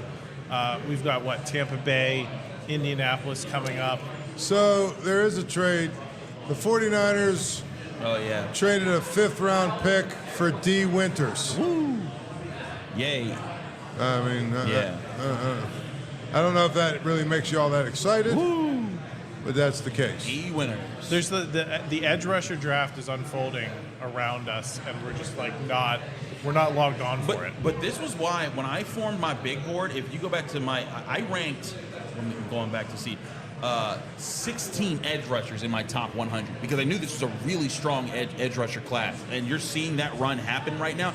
This is good for the Steelers, and this might be why they're also not trading up yet, because they're saying, hey, teams are going after edge rushers. We don't want edge rushers, so let's let the edge rusher run go, and we'll be able to get someone without trading up just yet, and then we'll trade up later in the second round, get a second round pick, and that's where you'll be aggressive. But hey, if they can come away with some of these positions of need, if they can, again, hit 3 or 4 of these positions tonight, I think Steelers fans might feel a little bit better about what happened last night. Well, real quickly, the Ravens went with your guy Venga from Penn State, and now they got an edge rusher. Yep. Do you like what they've done here so far? So far, yeah. They needed an edge rusher. They need a pass rusher. I love Ioane. I think he's exactly what they needed. I think he's the best pass-protecting guard in college football last year. And that's something that they absolutely needed to protect Lamar Jackson. So, yeah, I like what they're doing right now. I like what the Ravens and Browns have been doing. The Browns getting two really good playmaking wide receivers in this draft class and a really top guard. I think the Browns are right now having the best draft of the AFC North, maybe even of all the teams right now. All right, we're going to fit in a break here, folks. We've been on for close to an hour here at the RIP, so we're going to try to get a break in before the Steelers pick at 53. If they do pick, we will break in. We will talk about it. So make sure you stay tuned. We will be right back from Aslin Beer Company here in the Strip District.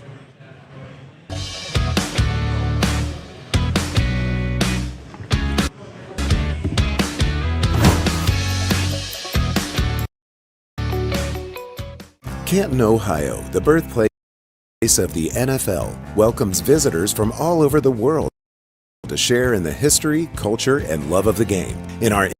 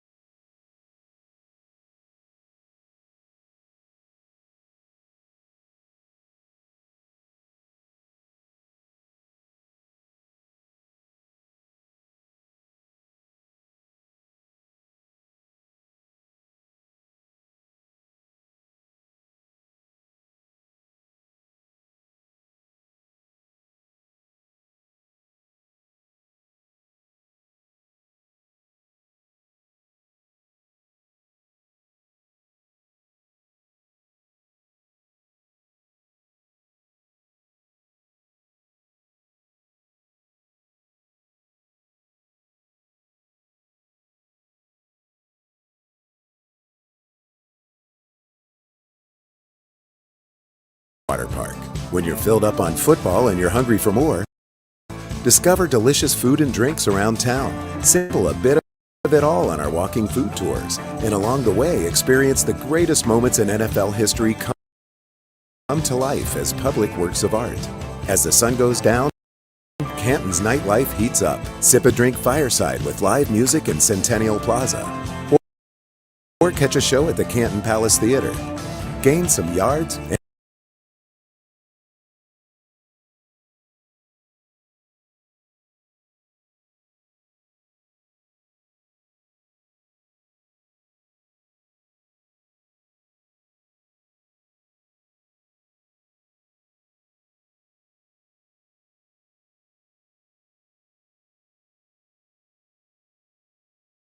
or hurry into your local Honda dealer today.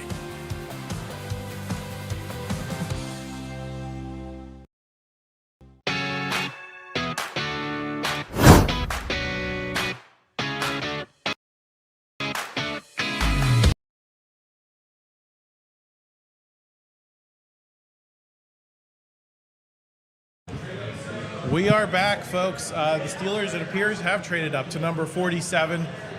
So we're speed running this here in terms of the information. I knew that's what was going to happen. I knew as soon as we went to break, the Steelers would. The Steelers are taking Alabama wide receiver Germie There Bernard. it is. That was a guy we There's spoke your about wide quite a receiver. bit early in the There you evening. go. I think we have a graphic for him in here somewhere. Yes, we got one. So, wow, the Steelers do make the move for Germie Bernard. Some of the aggression we thought was lacking early on. They finally get their receiver, Chris. He's not the receiver we had discussed. He is a receiver we discussed, though. Let me get your reaction, and I'll get Paul in here as he's getting set back up. Germie Bernard is a good route runner. He's a physical guy. He's good with the ball in his hands. I think we do have an image that I created earlier of him that we could put up. There we go. Polished route runner. I think this is the thing about Germie Bernard that makes him dangerous, is that he is a guy that's going to get separation. He's going to win, and he's very much a fit for what the Steelers could have between Metcalf and Pittman, and that's the difference between this. Pittman is a good guy at getting open in short, quick routes, but he's not a separator that's going to create a lot of yards after the catch. Metcalf is a guy that's good at slants, goes, and sideline routes. But he's a guy who's going to be able to run those shake routes, run those routes that dust people off, opens up the middle part of the field. This is where Germie Bernard is a really good fit, and I think that this is a hit for the Steelers when it comes to finding their playmaker wide receiver. We'll wait to find out the compensation. Can't imagine it was too much. A fourth and a seventh, so really good value, I think. Yeah, they're trading 53, 135, and 237 for 47 and 249. Paul, your thoughts here. Is this the aggression you've been looking for? Well, I mean, I guess, It's a start. It's a good start. They went out and got the guy. I mean, you got to give them credit. We basically hammered them for the last 24 hours for not being aggressive. And then, you know what? They were aggressive, and they went and got the guy. Hopefully, he's a guy that helps them. Sounds like he fits really what they need. Yeah. Sounds like he's a guy that, has got some speed. You've got the two outside guys. You've got him. And you still have Roman Wilson, right? Yeah. So, I mean, now your receiver room, if you think about it, they've added a second-round receiver, and they added Michael Pittman. Now, all of a sudden, your receiver room looks like probably it's supposed to. Yeah, you got playmakers now. And I think this is what they were trying to do with Makai Lemon yesterday, because Makai Lemon, in very many ways, I think is a more complete picture of what Germie Bernard does. But Germie Bernard is a talented guy, make no mistake. He's really dangerous with the ball in his hands. He can make guys miss, and I think that's something that absolutely shows up in his profile. He's also good at lining up in different spots on the field, and that's something that Mike McCarthy talked about on Monday when we asked him. He said he brought it up. It's the Audubon. It's a wide receiver who can line up both on the outside and the inside and still be a dangerous playmaker. Germie Bernard was one of the guys I looked at that could be a good fit if the Steelers didn't want to get a first-round wide receiver. Now he gets picked in the second, and they're showing on I think it's the NFL draft board right now, the Steelers offense. You got Pittman, Metcalf, Bernard, Jalen Warren. Now you add Max Iheanachor to the Steelers offensive line, but Pat Freiermuth and Darnell Washington. That's an athletic offense. That's an offense that can run, that can bring in. And I think Bernard's going to bring some speed that's going to help them. I think he's quick and explosive more than he is like full-time fast. Like, he's not going to burn you with a 9 route, but he will get behind, he will shake you off and get away from you really quickly. And I think it should be mentioned one thing. The Steelers still have 76, 85, and 99, so they still have 3 third-round picks. They didn't have to touch one of those. Yeah. If they wanted to move up again a little bit, they probably could do that. They very well could. I even say I would expect them. Like, we probably shouldn't go back on another break, even though they don't pick again for about technically 28 picks. Yeah, but they go quicker here on day 2. Much quicker. Compared to day 1. The energy does seem palpably different. They showed the Steelers' war room. There was a lot of clapping. Last night, there was a few guys clapping, and there was a tepid handshake between Art Rooney II and Mike McCarthy after they, I think, knew the camera was on the room, and they were like, someone's got to do something here, folks, because it's going to look real bad if we don't. Right. Tonight, there was a lot of golf clapping in the back. The handshakes were going on, so the energy was better there. Saw people in the North Shore just kind of twirling the towels. I don't know that they were like super pumped, but there was no palpable disappointment. We weren't seeing what we saw last night after the Steelers picked. People were just flooding out of the venue. I think I saw on Twitter, there was a couple of pictures of before the Steelers pick, after the Steelers pick, and it got ugly. It looks like people are still willing to stay engaged for the rest of the evening, guys. I think so, yeah. I think this is a pick that excites people. He's a playmaker. They needed to invest in playmakers, and now you're doing that here. So I think they still want to see more. I think if the Steelers trade up again at some point, it's going to excite people even a bit more. There's some really good DBs. Now that you got your wide receiver, there's some really good DBs. Emmanuel Pregnon is still available. You can make this a really great day two right now. I think you've accomplished the first step in doing that. You mentioned the trade possibility. Because now you've gone up beyond 53, do we see the move up again? And if we do, is it in the second round? Is it in the third round? Because 28 picks is a long time to wait, certainly for a name like Emmanuel Pregnon, right? I think we think he's not going to last 28 more picks. A lot of these guys we spent a lot of time talking about probably are not going to last 28 more picks. And if you still have a number of picks in the arsenal to move up, it would stand to reason that you'd maybe want to do it sooner than later. Well, if they were to move up and get Pregnon, and that would fill their guard need, right? Mm-hmm. Now all of a sudden, but you know, one of the things they talked about last night was that they could move Troy Fautanu to guard and have I can't pronounce this new guy's name yet. You know me. Iheanachor. Yeah, have him play tackle. You know me. It takes me about 3 or 4 months to figure out how to, you know. But listen, my wife can attest. I've been literally walking around the house saying Iheanachor. Iheanachor. Okay, Iheanachor. I mean, it took me about a month to figure out Fautanu. You know what I'm saying? So that's just Fautanu. Whatever. Fautanu. But anyway. My point is, he can play guard, right? The new guy can play tackle. I've heard this theory, and Broderick Jones is going to be able to play. I don't know if I buy it, but I'm just telling you that's a theory I've heard because Mike McCarthy used the position flexibility stuff last night. All right, it's been 24 years. Can you say Chris Fuamatu Ma'afala? No, not even close. I have no shot at that. Come on now. You know, my favorite thing about him was how Pat Summerall would say, on the carry. It was like he just said half of his last name. He's got like Fuamatu Ma'afala. That's the whole thing. Ma'afala. You can't just say Ma'afala on the carry. There we go, corner. Avion Terrell goes off the board here at number 46. To the team that picked his older brother, AJ Terrell. That's really cool. A brother pick. We had talked about, I feel like he was in a couple mocks early in the process. Am I incorrect, Chris? He's a little small. He's small, also not that fast, which I thought was a bad sign. But he has good instincts. Initially, a lot of people said first round. I looked at his tape and I was like, yeah, that's mid-second round. So this is right around where I thought he should go. But Avion Terrell, decent player. I think injuries kind of slowed him up from showing up at the combine the way he could have kind of shut a lot of people up. But he's got technique. He's got lineage in the NFL. AJ Terrell is his brother. He was a really good cornerback. He is a really good cornerback. I believe he's still with the Falcons. So this is really cool. They get to play together. And if Avion Terrell can be healthy at the NFL level, I think he can do some damage. Let's cycle things back to Germie Bernard here. What is his upside long term in your view, guys?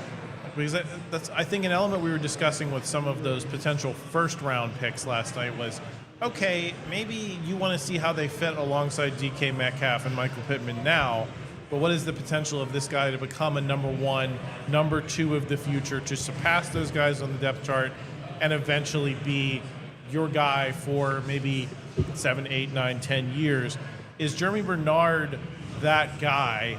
I would say, from my perspective, I think it's very inconclusive that you're going to see him get a second contract, or if he does, it's unclear that he's going to be that number 1, number 2, as opposed to maybe just a reliable number 3 for a good chunk of his career. I think he's the kind of guy that'll be here for 4 years, and then, you know, if he's any good, his price tag will be too high to merit what he actually is going to be. I think, like you said, he's a number 3 receiver. He can be a really good number 3 receiver, and you know, those guys bounce around the league for a long time. They make a lot of paychecks, but teams don't want to pay those guys a ton of money, and that's where it comes. You know, at the end of his 4 years, I'd expect someone else to sign. It's kind of a no man's land for a lot of these guys. Maybe, and obviously they take Germie Bernard significantly higher than they took Calvin Austin the third, but I think we saw kind of a similar pattern work out with him, where you drafted him, you invested a lot of hope in him. He was your top receiver for the game that clinched the division against the Ravens, but they chose not to bring him back in the end. So what's your view on Germie Bernard's long-term potential here, Chris? The thing that I thought would be really good, this is why I thought the Steelers I wanted them to go get a wide receiver, because I wanted to see this in the locker room, was if they could get a wide receiver who's going to be a playmaker early in his career. Now they're coming into a locker room where they're not the top dog. They're not, George Pickens. Who was going to check George Pickens when he walked into the room? There wasn't a better receiver there. But now, when Germie Bernard walks in, he looks to his left. It's DK Metcalf, a top 20 wide receiver. He looks to his right. It's Michael Pittman, another top 20 wide receiver. And he's like, oh, okay, I got to earn my spot here. And they can keep him in check, and they can push him and make him work to be better. Lee Hunter off the board, good defensive tackle there going to the Panthers.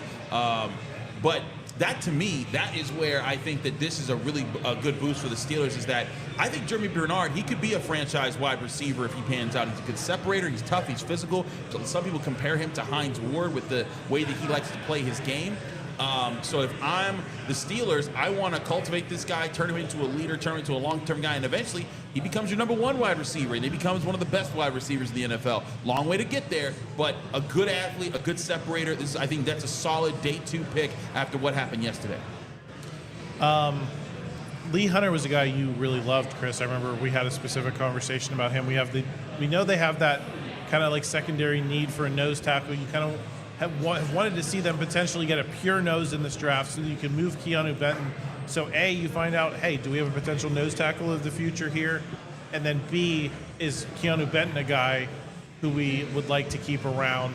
Lee Hunter goes off the board. That's one name that kind of doesn't let you arrive at that solution. Are you sad to see him go here in the middle of the second round? I mean, he was going to go at this point. I didn't have Lee Hunter as a guy that would be in the range for the Steelers where they were looking for a nose tackle. And I think there's other. Dominique Orange is the guy that I'm wondering, where does he go? Because if he's sitting there in the third, that's a serious target the Steelers should look for. Germie Bernard, the top comp, I think, is interesting. I believe he was a former but brief Steeler, Robert Woods. Was that last year? 2 years ago? 3 years ago, actually. Yeah. I think it might have been 3 years ago. That's the comp that Lance Zierlein had on NFL.com. He had a nice career with the Rams before he ended up with the Steelers. He was a stiff here, though. Yeah, but he was aged out of his career. Right, I guess you're right.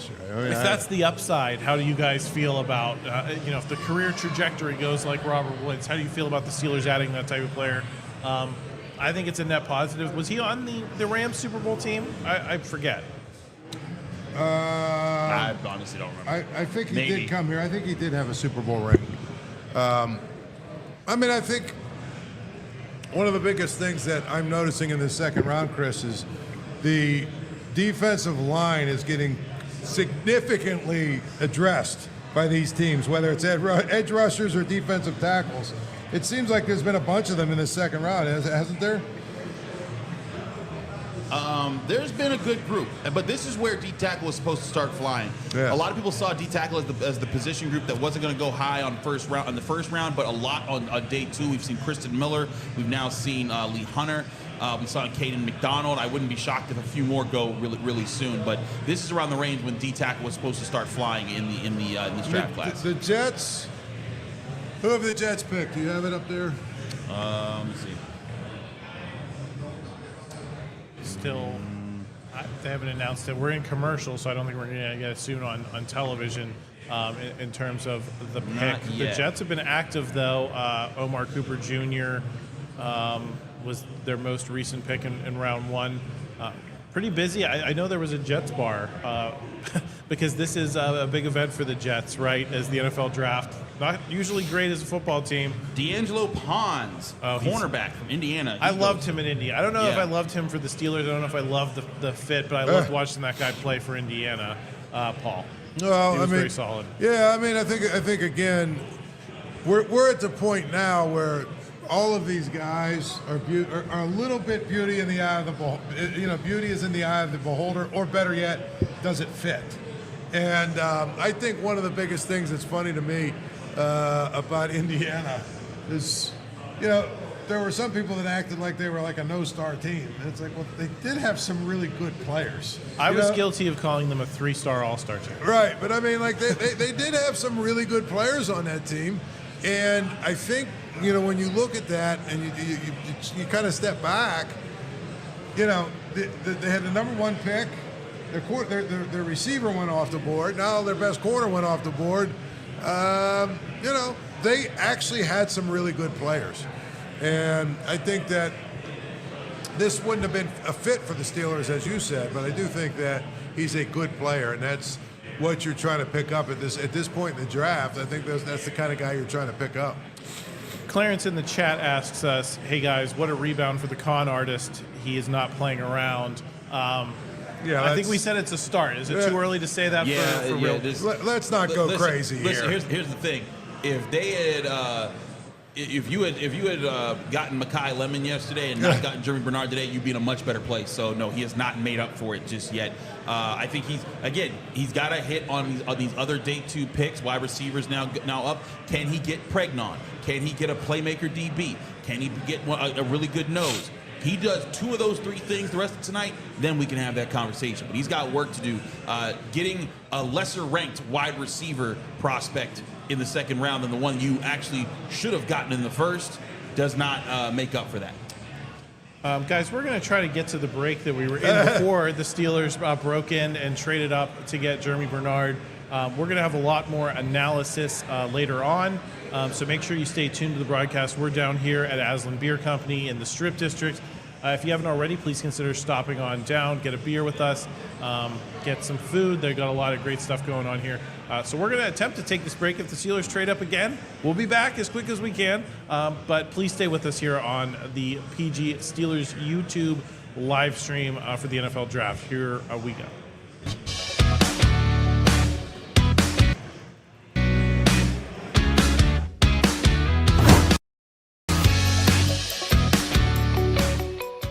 Canton, Ohio, the birthplace of the NFL, welcomes visitors from all over the world to share in the history, culture, and love of the game. In our internationally acclaimed Pro Football Hall of Fame, fans explore football, or visit Tom Benson Hall of Fame Stadium, an unparalleled event space where our annual Enshrinement Week honors the best to step foot on the gridiron. We never stop leveling up the experience for football enthusiasts, which is why we're building a state-of-the-art Hall of Fame village, including a football-themed indoor water park. When you're filled up on football and you're hungry for more, discover delicious food and drink, or catch a show at the Canton Palace Theater. Gain some yards and great memories when you visit Canton, Ohio, a Hall of Fame city. Bring on the fun and bring home a new Honda. Road trips won't wait. Neither should you. So bring on the thrills with a Honda Hybrid. Hit the road with high-tech.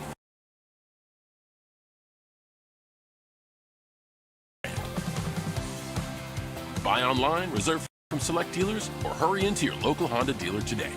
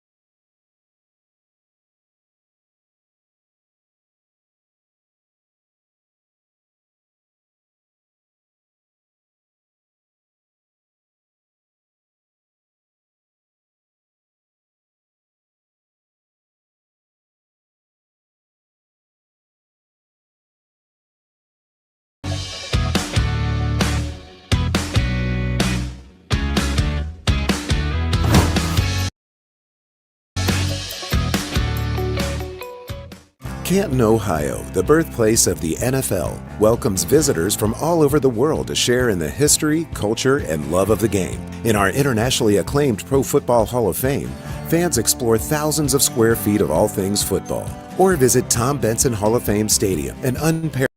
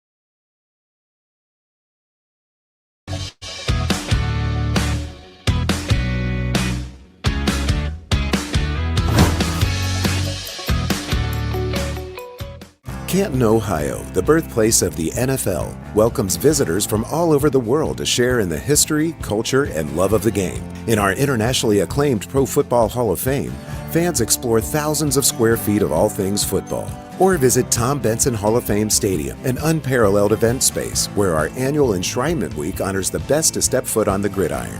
We never stop leveling up the experience for football enthusiasts, which is why we're building a state-of-the-art Hall of Fame village, including a football-themed indoor water park. When you're filled up on football and you're hungry for more, discover delicious food and drinks around town. Sample a bit of it all on our walking food tours. And along the way, experience the greatest moments in NFL history come to life as public works of art. As the sun goes down, Canton's nightlife heats up. Sip a drink fireside with live music in Centennial Plaza, or catch a show at the Canton Palace Theater. Gain some yards and great memories when you visit Canton, Ohio, a Hall of Fame city. Bring on the fun and bring home a new Honda. Road trips won't wait, neither should you. So bring on the thrills with a Honda Hybrid. Hit the road with high-tech features like available Google built-in and the efficiency of a Honda Hybrid. All from the 2025 Kelley Blue Book Best Performance brand. Buy online, reserve from select dealers, or hurry into your local Honda dealer today.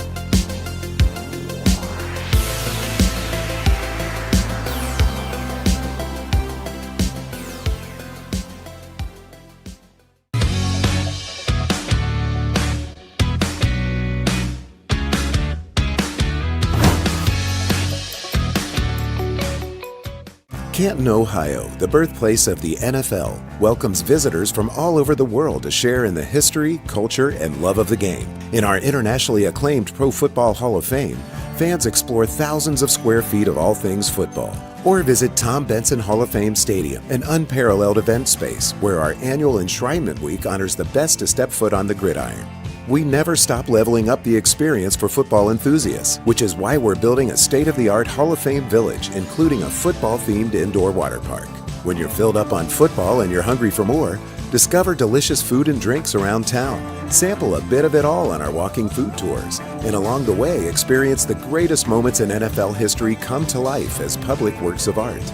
As the sun goes down, Canton's nightlife heats up. Sip a drink fireside with live music in Centennial Plaza, or catch a show at the Canton Palace Theater. Gain some yards and great memories when you visit Canton, Ohio, a Hall of Fame city. Bring on the fun and bring home a new Honda. Road trips won't wait, neither should you. So bring on the thrills with a Honda Hybrid. Hit the road with high-tech features like available Google built-in and the efficiency of a Honda Hybrid. All from the 2025 Kelley Blue Book Best Performance brand. Buy online, reserve from select dealers, or hurry into your local Honda dealer today.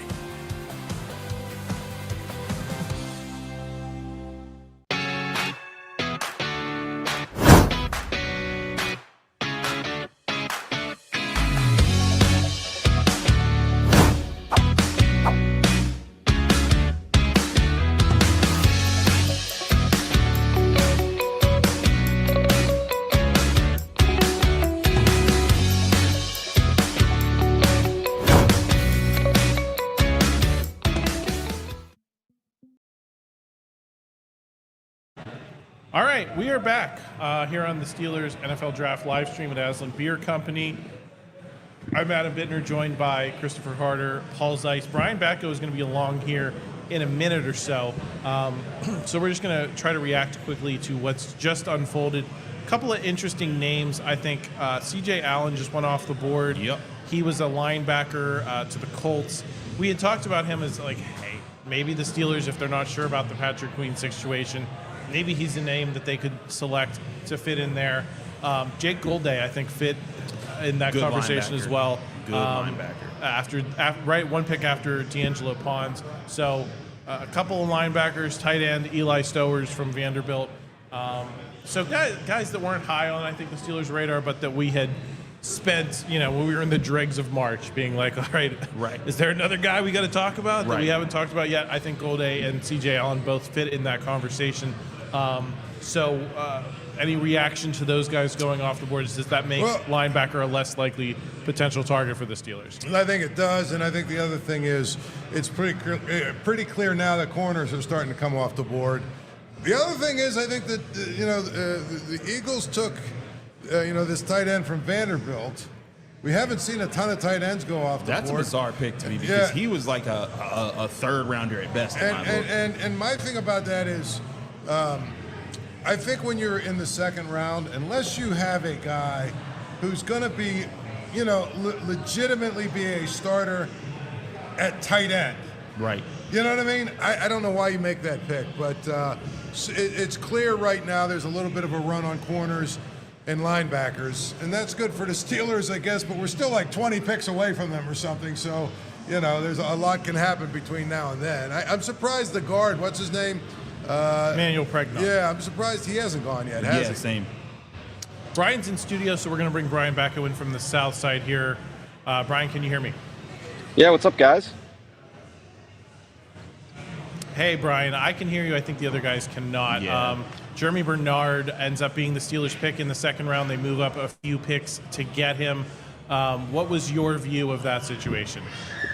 I really like it, and I think I tweeted about 30 seconds before the trade was announced that it seemed like it was time to move up for Bernard because they were getting into receiver alley a little bit. I thought the Colts could go receiver. I think the Panthers are up soon too, right? I figured they could go receiver as well. And this is a classic case of how the process usually works for the Steelers. They identify the players they like. They bring them in for a 30 visit. They get to meet with them there, talk ball, get to know the character.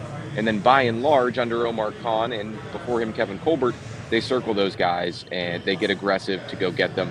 It went completely opposite of that last night with Max Iheanachor out of left field or out of right field, as I've been saying. But now I'm starting to like this draft more when you figure, okay, how much of a downgrade from Makai Lemon is Germie Bernard realistically? And the tackle class was definitely going to drop off in talent. So maybe Omar Khan is actually kind of, what's the word I'm looking for? Retrofitting this thing to make a bit more sense.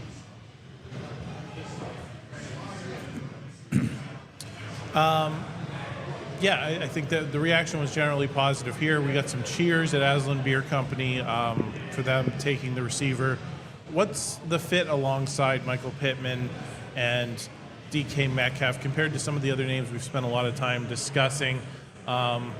Because I think our consensus here on the panel is like the fit, maybe don't love it quite as much as we loved some of the other guys in this draft, but once they were gone, Germie Bernard was a name that started to make a lot of sense, and then it just became a question of can you wait till 53 or not? Clearly they didn't think they could, but it seems like they like the fit as well as a lot of us have. Yeah, I mean, I think this is the Goldilocks kind of fit for the Steelers and receivers, or at least day two receivers. I personally found myself ending up with Germie Bernard in the mock draft simulations quite a bit in those scenarios when I waited on a pass catcher for this team as a train goes by on the south side, carrying Germie Bernard here from his draft party in Las Vegas, I'm sure. But no, I think as far as Bernard goes, a lot of the receivers that we, and to be clear, in the scenarios where I had the Steelers waiting on a receiver, it wasn't to take a tackle in the first round, but that's water under the bridge now. That's a train over the tracks. When it comes to Bernard, I like the fit so much because I think a lot of the receivers that we've talked about fitting with the Steelers, a little too tall, a little too small. Germie Bernard maybe just right in the middle when you complement DK Metcalf, Michael Pittman, Roman Wilson with a bit of a technician, a really good route runner, reliable hand, solid over the middle, doing the dirty work as a blocker. I think I heard him say in an interview before the draft that he actually grew up, his first position was guard, so that'll one in still blocking in you, and two, if the Steelers strike out here, maybe they can move Germie Bernard to left guard eventually, right? Brian, I asked Noah this question when he hopped on earlier. It was kind of the first question that we hopped into. How are you internalizing the first round pick, Max Iheanachor? With the 24 hours to process it, I think there was a lot of initial pushback to it. I think we were very critical of it here on the stream. And I think, even last night, I think Jerry and Ray said, hey, this is an unpopular pick. After you've had a chance to, think about it for a day and how the Steelers reacted to the situation once they were faced with it, has your perspective shifted at all, or were you maybe more bullish than some people were from the very beginning? No, I mean, I still don't really like the process, and I think when you're a GM at this time of year, you're evaluated most on the process, right? Because the reality of this deal is I don't know if he's going to be a better player than Makai Lemon in the NFL. You don't know if he's going to be a better player than Makai Lemon.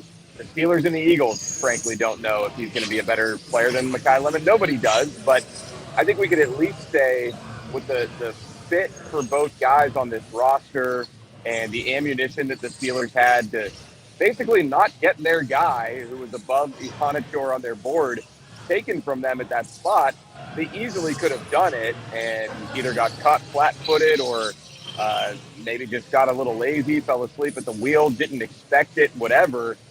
They had to pivot and pivot quickly.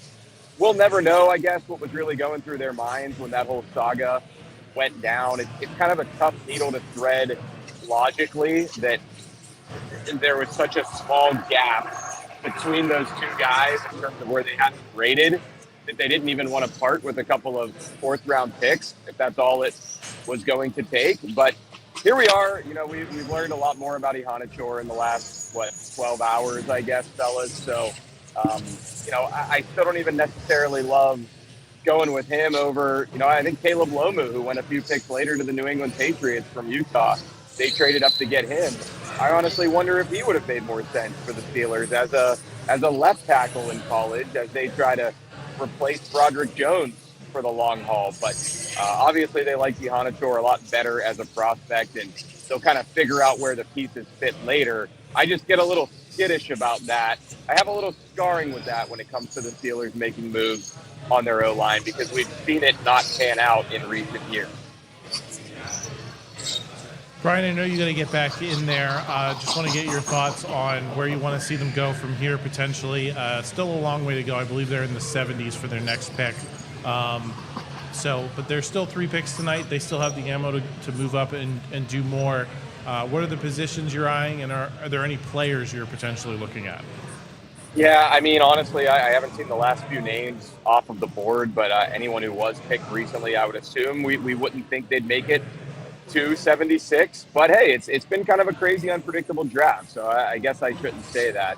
As far as what they'll do the rest of tonight, fellas, you know, the Iheanachor pick almost really makes me wonder, are they still going to go with a guard in the 3rd round, or are they going to say they can afford to wait on that a little bit more because they did invest another premium resource in someone who at least gives you more flexibility along your offensive line? So at this point, I might be more apt to predict that they'll take a defensive back, whether it's a safety or a corner coming up here, or maybe, you know, a quarterback at some point before the end of the night. I honestly don't think I'd want to see that before that last compensatory pick because it's just kind of a wild card lottery ticket move to make. But, you know, I really like Bud Clark, the safety from TCU. I feel like he didn't get quite as much run in this pre-draft process, linking him to the Steelers as, you know, obviously Downs and Thieneman, but even kind of that next tier of Emmanuel McNeil-Warren, you know, trading Stukes from Arizona, who went already. They've got an assistant coach who was at TCU last year and was brought on to Mike McCarthy's staff, so they should have some familiarity with Bud Clark. Apologies, a couple of technical glitches here. I believe the internet connection is dropping us briefly, and Brian, you have a train going by on the south side. So people complaining about the audio, hey, listen, complain about where they put the Steelers practice facility because that's the culprit for some of this stuff. Brian, really appreciate the insight. Yeah, We're I think I lost inside. you guys. Hopefully the listeners out there could still hear me and can still hear you. Otherwise, I'm going to sign off, get back into the complex there, and I'm sure either Ray or I will tap in with you guys again later. Still a long way to go. See you, fellas. Okay, thanks, Brian. All right. In the interim there, Jacksonville went with another tight end, by the way, and New England had traded up and they took another edge. So tight ends and edges and corners right now are the ones flying off the board. The Bears are on the board right now. One of the other things I saw here, the Eagles made a trade actually to get so the Vikings are sending Pro Bowl linebacker Jonathan Greenard to the Eagles in exchange for their 3rd round pick tonight, which is number 98, right before the Steelers pick. So interesting. Anything strike you about that, Chris? Not crazy. I mean, they wanted to, you know, get a new edge.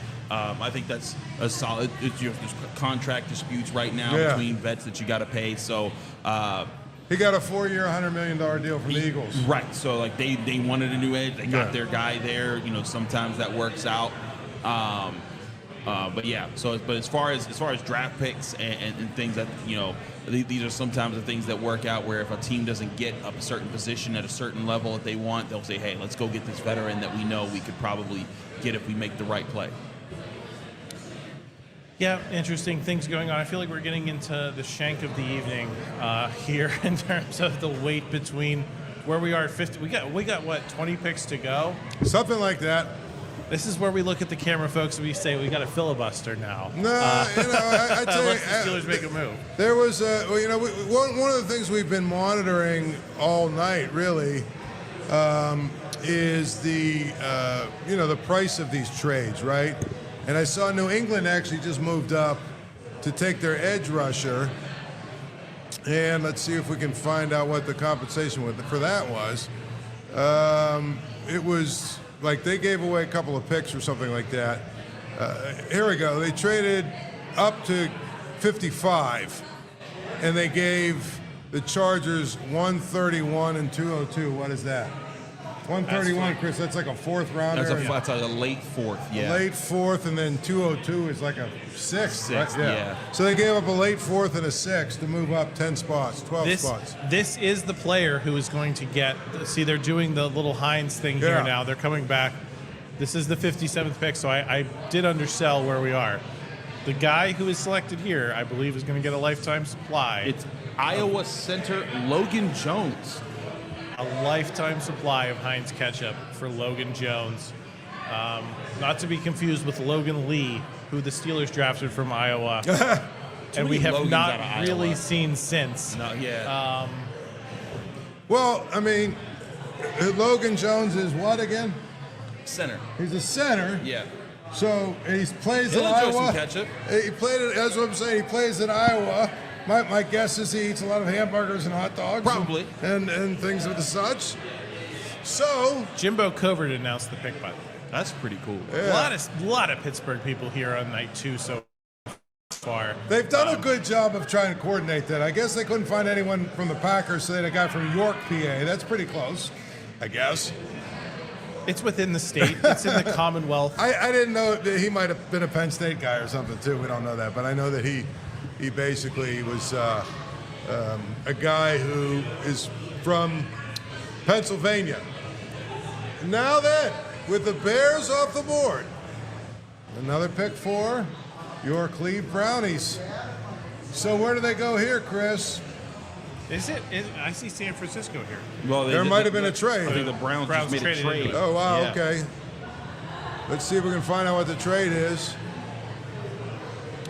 While we figure that out, I keep trying to refresh, and all I keep getting is this Connor Griffin home run. Connor Griffin did hit his first Major League home run On his tonight. 20th birthday, by the way. That's pretty cool. And when you got Paul Skeens on the mound, one run might be enough.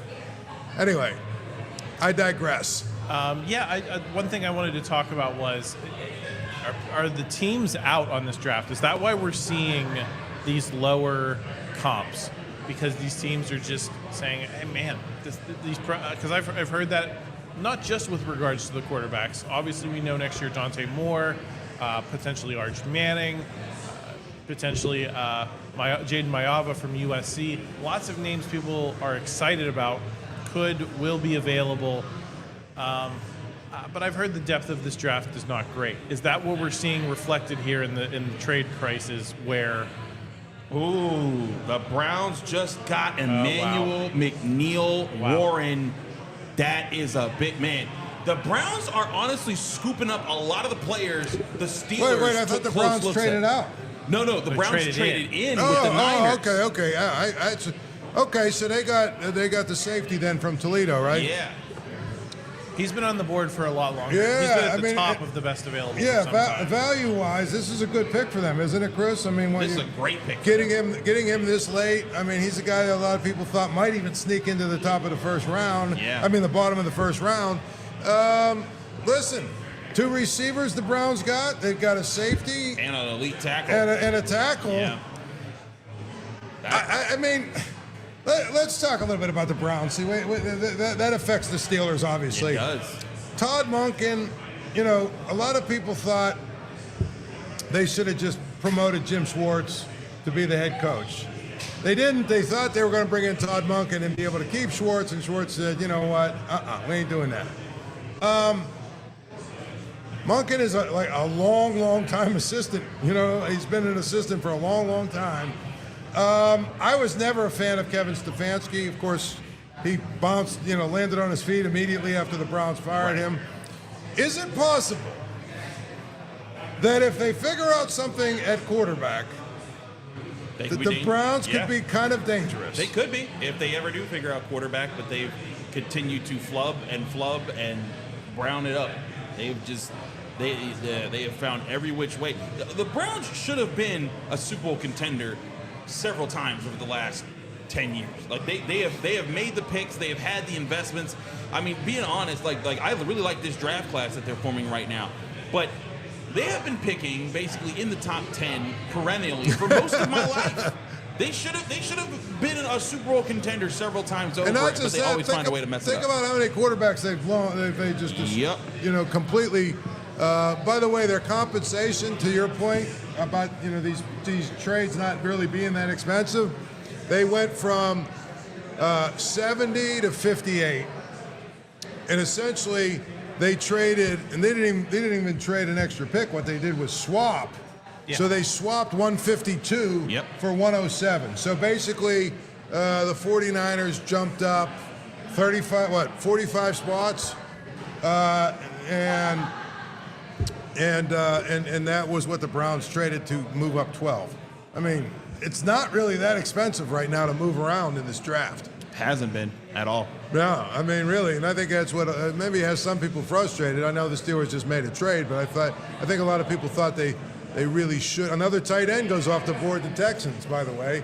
Marlon Klein from Michigan. He showed up in a lot of Steelers. Was it Ray or you that had both him? Of us. You both had Marlon Klein. But it's a 4th or a 5th round pick, not a second round. Some of these guys, some of these guys jump up the board. Again, we're at the point in the draft where it's a little bit beauty is in the eye of the beholder, right? And so some teams, maybe they see a fit. Clarence in the chat, thank you for the contribution there, Clarence. He says, in order, I would like to see the next Steelers 3 picks be wide receiver, offensive line, and defensive tackle. How do you guys feel? I don't think that's a super hot take in terms of maybe the second 2. Wide receiver, can you imagine them double dipping here and going with a second wide receiver in a row after missing out on Makai Lemon yesterday? I'm going to say no. I still want to see what Roman Wilson may or may not have as potentially your 4th receiver, because now you have the top 3 with Germie Bernard ostensibly becoming the 3rd. And then Roman Wilson slots. I think that's the right role for Roman Wilson. I think he'd been miscast in terms of expectations. I'd like to see Roman Wilson get a slot there, and maybe you're able to pick up a guy who's interesting later on who can be your 5th guy. But feel free to correct me, guys, if you feel differently about double dipping a receiver specifically with this next 3rd round pick for the Steelers. I don't have a problem with it. I think if they go to another receiver, I'd be okay with it. I think getting another wide receiver, I wouldn't be mad at it, especially because Roman Wilson, this will be his 3rd year in the NFL. You got to prove it. This is your prove it year. Go out and show that you're better than these rookies that they just drafted. Work the system. But I also think that they could get something specific in this draft class, and that's a guy who can work the outside and be a big body outside wide receiver. I think Malachi Fields is someone that I would have my eyes on. If he slips into the 4th round, big tall wide receiver, you can line him up on the outside. If Metcalf or Pittman go down, I think he would be a good prospect for that. I wouldn't pick wide receiver just again now. I would now in the 3rd round, this is where I go and diversify. If Pregnon's still here, I'm trying to find a way to get him. Keontae Scott's still on the board. AJ Halsey's still on the board. There's some really good DBs. Nose tackles are still there. They got options in front of them, man. Like this can still be a strong night for the Steelers. Chris, what happened to Malachi Fields? Because I feel like early on in the process, you went to the Senior Bowl. I know you talked to him. Mm-hmm. He was a name we talked a lot about. Was it simply the Michael Pittman trade happened and we said, all right, they got their tall guy. We don't have to talk about Malachi Fields anymore? It was that he ran a 4.62 40-yard dash. That's pretty slow. Yeah. And once that, because like a lot of people were mocking him into the 2nd when they saw how slow he ran at the combine. he got pushed back down to the 4th. So you're still willing to take that bet on him, though? In the 4th, he can go up and get the football still. Like, he's a good route runner. He's physical. He can attack the ball, and he seems like a good mindset. He has a good mindset of a player. He's a really good teammate. I loved interviewing him at both the Combine and the Senior Bowl.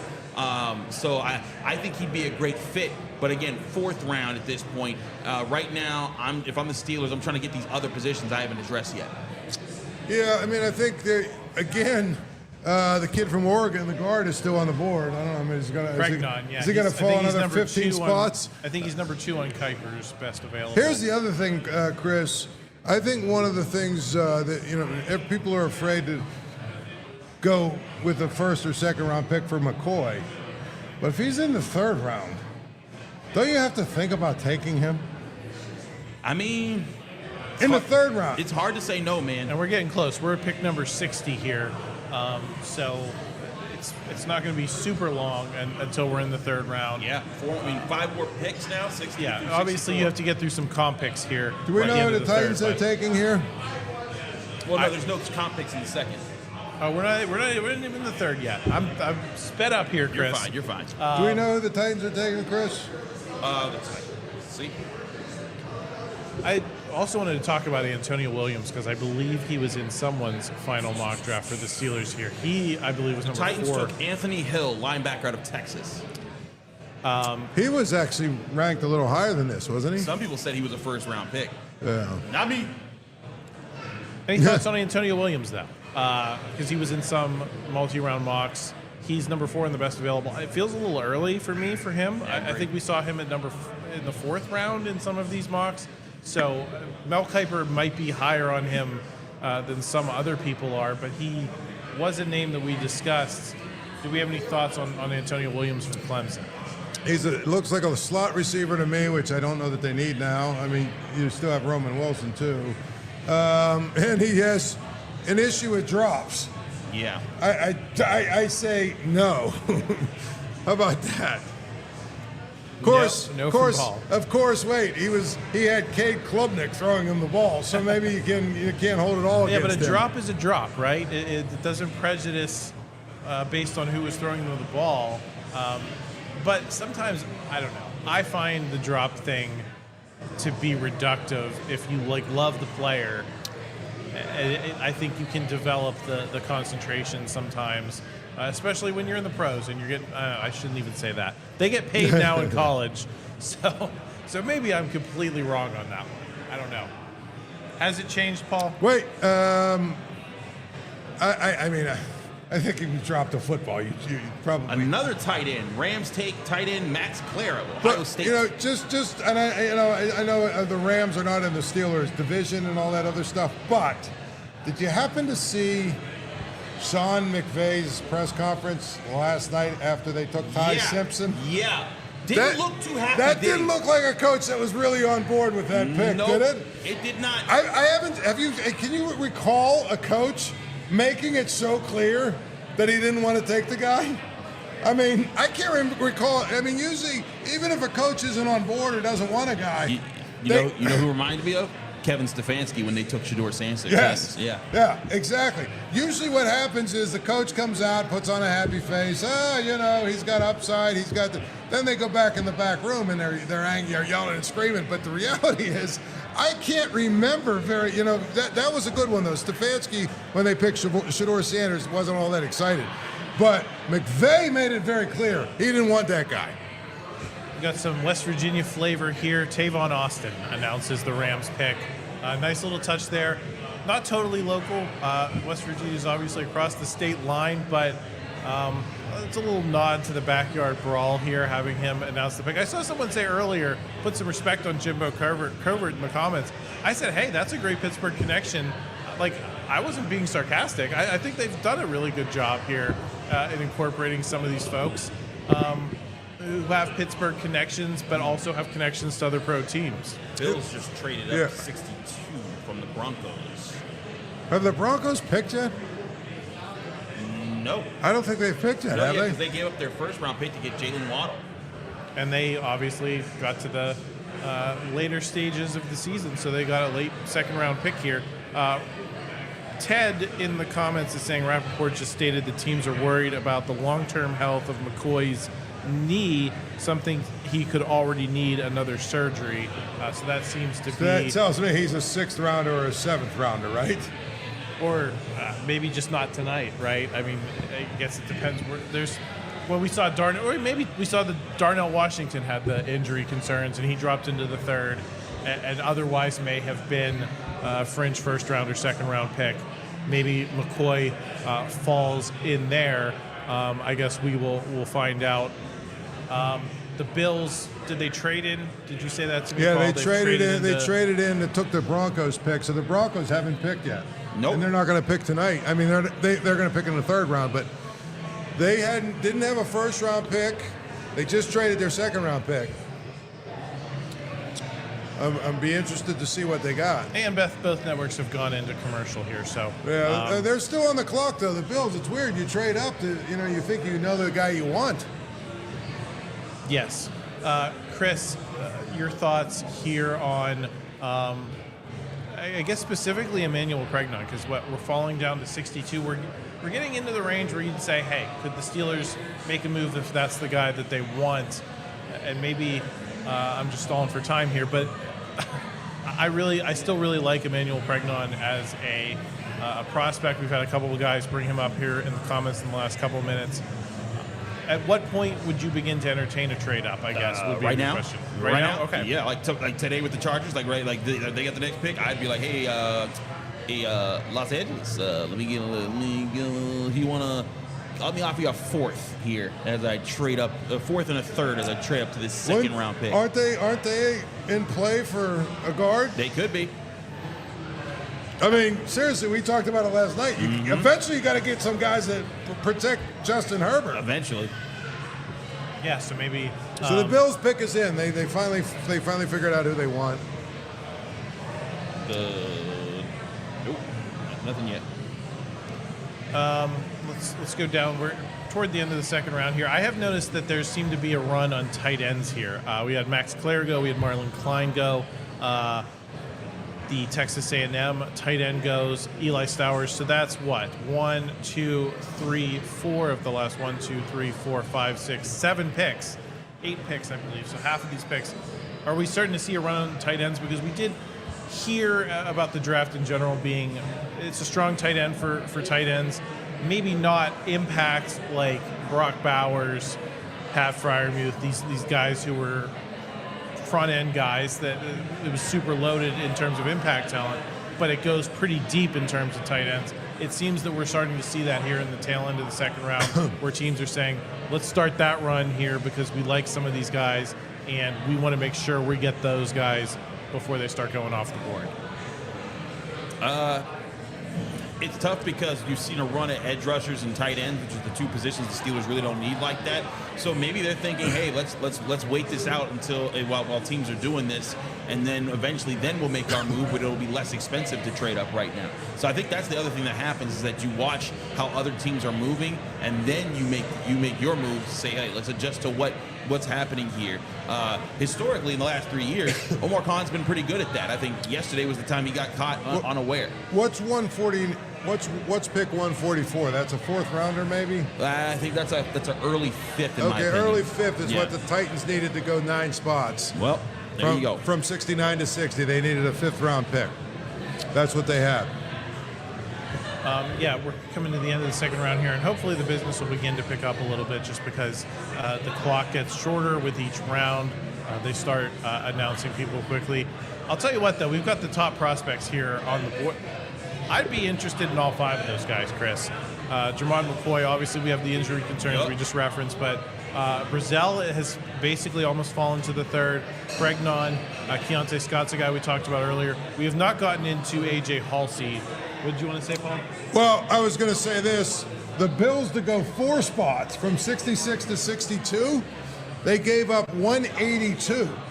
That's like a 6th rounder, isn't it? Basically, almost a 6th rounder is what it took to move up 4 spots in the 2nd round. Basically, yeah. But go ahead. A.J. Halsey's a guy you really liked, Chris, throughout the process. We've Yeah. talked about him a lot on the podcast. We haven't gotten into him much here on the live stream, so just wanted to give you a chance to get into that. We got Paul Zeise announcing, is that... Another Penn Stater. Yeah. Igbinosin. I mean, like, that's really early for Igbinosin. Yeah, I agree. Especially from with, Ohio like, State. Jermod McCoy must, like, they might not think he may never play. Like, Jermod McCoy, that, this is kind of wild. If you're the Bills, I mean, obviously you need to rebuild your defense a little bit, but don't they need to get some weapons for Josh Allen? I've thought so for a while, but hey, maybe they think he can just do it by himself and they can build the rest of the team. But And then every time he gets in the playoffs, like, it's almost like teams are waiting for him to make a mistake because he has to do everything by himself. I'm stunned at the Igbinosin pick. Yeah, I don't like that pick at all, to be honest. I mean, he was a decent outside corner for Ohio State. Listen, we know lots of these teams love the pedigree on these Ohio State players. We saw it on day one. What was it? 4 of them went in the first round. So maybe they're just saying, hey, he played alongside those guys. We're willing to bet on the premium experience in the Big Ten. Maybe we're seeing a conference considering they've won the national championship. Well, this was the 3 first year the SEC didn't have the most first rounders in like a bunch of years. Like the Big Ten had the most first rounders. Listen, now that everybody can pay players, the teams that legitimately have the most money, which are the Big Ten teams, yeah, you can see it. I mean, they're starting to take over a little bit, and now the SEC's got to figure out, how they're going to try and gain their edge back. Yeah, I mean, how do you view that? Because I think people still think of the SEC as the cradle of the pro prospects. Evolving now too. Is that math starting to change? Listen, I don't think the Big Ten's done poorly compared to all the other conferences in college football, but compared to the SEC, they certainly have trailed. The Big Ten has 2 more schools than the SEC, so that does contribute. Like, they bring in Oregon, so that's now a Big Ten school. Yeah, those guys helps, all yes. count. So when you're comparing them, is it an apples to apples comparison? I don't know anymore, but there does seem to be maybe greater parity than we've experienced. Well, in I recent years. think again, the biggest thing is everybody can pay their players now. Yep. Yeah. I mean, and that's why I took a lot of heat from people, because I said that Indiana isn't the same Cinderella story that it would have been 20 years ago. Exactly. Do you know? And I know that they were like, oh, we didn't drop, $40 million in our team, but we're like, okay. Yeah. So maybe not 40, but like The 35. point is, 20 years ago, guess what? Nobody's going to Indiana that's any good. Gotcha. Yeah. It's still Chargers- Indiana, though. Who? Oh, I didn't say. I said it's still Indiana. Though. Well, my point is, Yeah. yes, I get that, but they were able to go out and get a bunch of transfers, and build their roster, and they hired a really good coach. And that's what you need to do, really. Who's this? Gotcha. Who's this guy? Sorry, we were just communicating Oh. a couple things off camera there. Yeah, they're announcing the Chargers pick. I'll be curious to see if this is Emmanuel Pregnon. Jake A Slaughter, center. center from Florida. Okay. Seems like things are getting wild from your perspective, Chris, in terms Yeah. of your best available. Yeah, some guys that, okay, I mean, hey, you really needed a center, I guess. Wow. He is the center from Florida. So what, does that conclude? No, we got one more pick One here. more pick in the second round. And it's the Seahawks, who I believe only had, 4 picks in this draft? Yeah, just 4. So we're talking about the Seahawks. We're talking about the Broncos not having a ton of picks. This would potentially be a place where I would We had that conversation last night. Yes. I would trade up here from the Steelers, and if there's a player I really want that I'm scared I won't get at 76. Because you can throw, if anyone's, we discussed this last night. I know what Chris is saying. I'm just trying to articulate it for the audience here. Because Seattle only has 4 picks. 4 picks. You have, and the Steelers have 12 in this draft. They've only made 2, which means they still have to select the 10 Seahawks players. just The pick is in The with the pick is Seahawks. in, We had so- viewed that as a potential spot where the Steelers could trade in because they have a lot of picks to throw at a team like the Seahawks, who may or may not want to get in. This is a trend we've been seeing in the NFL as well, Paul. Yeah. Of teams that say, to heck with the picks. People use a different word, but to heck with the picks. We're going to trade for players. We're going to make these moves. Sign free agents. It paid off for the Rams. That logic. You could argue it paid off for the Seahawks this season with the Super Bowl. Well, here's the other thing. We're going to see more of this and less thing. hoarding picks like the Steelers did this year. It's similar to college football, isn't it? The heck with recruiting high school players. We're just going to go in the portal every year now and buy free agents. You know?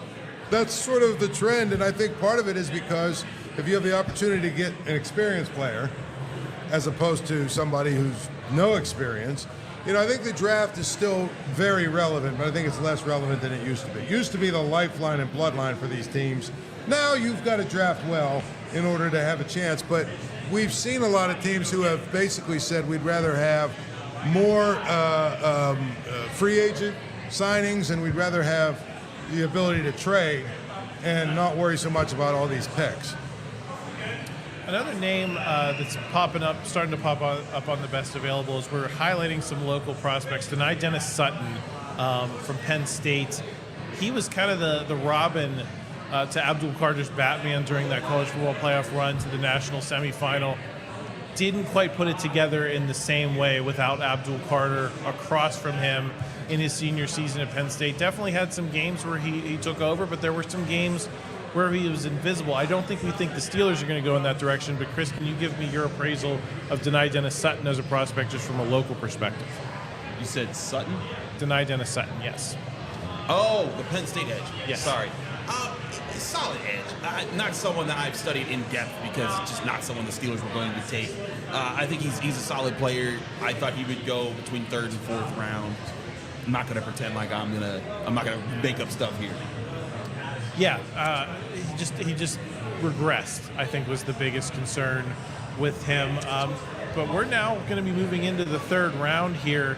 I have a question. No, go ahead, you Paul. guys are youngsters, so you probably won't even get the reference. All right, who? Do you think Jake Slaughter is related to Mark Slaughter, the lead singer from that hair band Slaughter? I am not. Hair bands were after my time, or before my time. Before your time. Do you know who Slaughter is? Huh? Doesn't resonate. Fly to the Angels? Does anyone in the comments? Yes. Does it resonate with anyone in the comment section? Up all night? Anyway, I'm just saying, is he related to that would be pretty cool. Oh, you guys are too young. You don't understand the hairband movement. I want you to make the face for the camera when I told you I graduated high school in 2000. Come on. 2007 you graduated high school. I was already almost 50. Okay, 40. I'm 40. Okay, I was almost 40. I was almost 40, yeah, when you were born. But the reality is, by then, you know, my kids were already like almost through elementary school. Paul, you were on the pit beat at the Post-Gazette when I was in high school. Oh boy. And now I've been here for 12 years. Yes. Oh boy, you were in high school. You were in high school when I was on the pit beat. So when were you born again? 90. Okay, so you're only 20 years younger than me. This dude over here is like, wait. You were born in 2007? No, I said I graduated high school I was going to say, hold up, you'd be really young. No, I graduated I graduated in 2007 from high school. I was born in 89. Anyway, Slaughter was Fly to the Angels, Up All Night. It was an incredible hairband. I wonder if the center that was just picked was related to Mark Slaughter, the lead of that band. I bet you people in the comments know who Slaughter is. Bud Clark goes off the board. There we go. Bud Clark was the guy you've loved for the entire Bud process. Clark, yes. Oh, that's such a good pick for them. And the Seahawks to get him. You already got Nick Evenwari. What you need Bud Clark for? Oh, man, such a good pick for the Seahawks. TCU. Yeah, he lit up the Senior Bowl, Paul. They put him everywhere. He was just intercepting passes, breaking things up. I think the Seahawks got them a dog. Jamie Dixon's happy. Are you regretful? Because where did you have Bud Clark on your big board? Let's see, Chris. I believe it was not this early. If I'm just remembering. I had him at 64, and he went 64. Folks, the Oracle. There we go. The Chris Carter. I got something right There tonight. we go. The third round has already started, and the pick is already in. Yes. The Cardinals are on the those clock, picks. and the pick is already in. I think we're going to have a quick delay here for an America 250 celebration. They're bringing out some veterans here to twirl the terrible towel and have some celebration of America here. Emmanuel Pregnon goes into the third third round on the board. I think that's probably my headline from a Steelers perspective. Mel Kiper's best available has Zachariah Branch. I don't quite agree with that. We have a quarterback off the board. Oh, wow. To Arizona. Carson Beck goes to the Cardinals with the 65th overall pick. There's your Miami quarterback off the board. What's the story with Kyler Murray? Did they trade him, or is he still there? He's with the Vikings now. Okay, that's what I thought. So, okay. Yeah, very interesting. Are you surprised Carson Beck was the not Ty Simpson, not Fernando Mendoza, third quarterback off the board? Was he your third best quarterback in this draft, or was he? I had Drew Allar over him actually, and you know how I feel about Drew Allar. But Carson Beck, and the main reason for Carson Beck, if he didn't have the arm injury that he had, and I would have put him in third. But though his arm strength lacked at times this year, but a lot of people love his quarterback mind, his football IQ. So yeah, I think that's certainly what happened there. Was people liked his brain. A lot of people connected Carson Beck to the Steelers. I don't think it was certainly with the first pick of the third round. Again, though, here's another quarterback that's going significantly earlier than we expected him to. Mm-hmm. There aren't a ton of them, but it kind of suggests to me, Chris, that Drew Allar might be a third-round pick here. That seems to be the energy of the board. Is maybe objectively you have them going later, but it seems like these guys are getting pushed up the board. Between Ty Simpson, Carson Beck, it seems like the beginnings of a trend here. I will say this. There have been some very interesting picks for players that I think are complete reaches. This is going to be a very interesting third round here because there's some guys that I think are some absolute steals here because people had to get their tight end or their edge rusher or their sixth center off the board or whatever. I'm going to be really intrigued to see how the Steelers go about this because I'm looking at guys, if we look at my top 5 available right now, Jermon McCoy's still there, Chris Brazel's still there, Emmanuel Pregnon's still there, Keontae Scott's still there, AJ Halsey's still there. They pull away with 2 of those guys in this third round. You're winning. You're winning a lot. Well, I think one of the biggest things is this going to start? Wait. Anyway, that was a song, by the way, by the name. Okay. That was a song by a band by the name of White Line. Wait, do you remember White Line? No, I don't remember White Line, but I know that Wait was a really good Earth, Wind, and Fire song.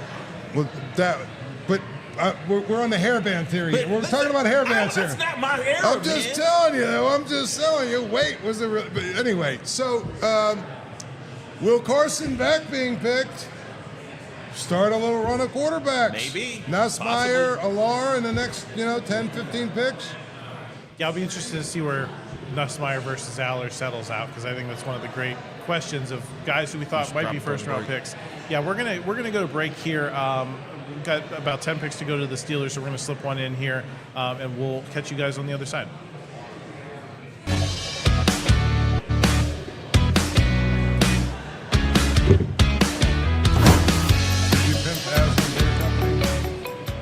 Canton, Ohio, the birthplace of the NFL, welcomes visitors from all over the world to share in the history, culture, and love of the game. In our internationally acclaimed Pro Football Hall of Fame, fans explore thousands of square feet of all things football. Or visit Tom Benson Hall of Fame Stadium, an unparalleled event space where our annual Enshrinement Week honors the best to step foot on the gridiron. We never stop leveling up the experience for football enthusiasts, which is why we're building a state-of-the-art Hall of Fame village, including a football-themed indoor water park.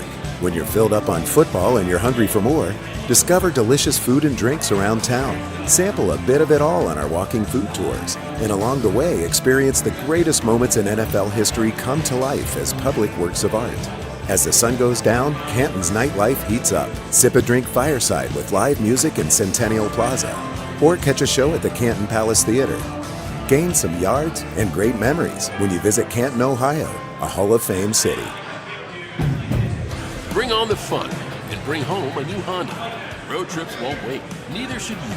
So bring on the thrills with a Honda Hybrid. Hit the road with high-tech features like available Google built-in and the efficiency of a Honda Hybrid. All from the 2025 Kelley Blue Book Best Performance Brand. Buy online, reserve from select dealers, or hurry into your local Honda dealer today.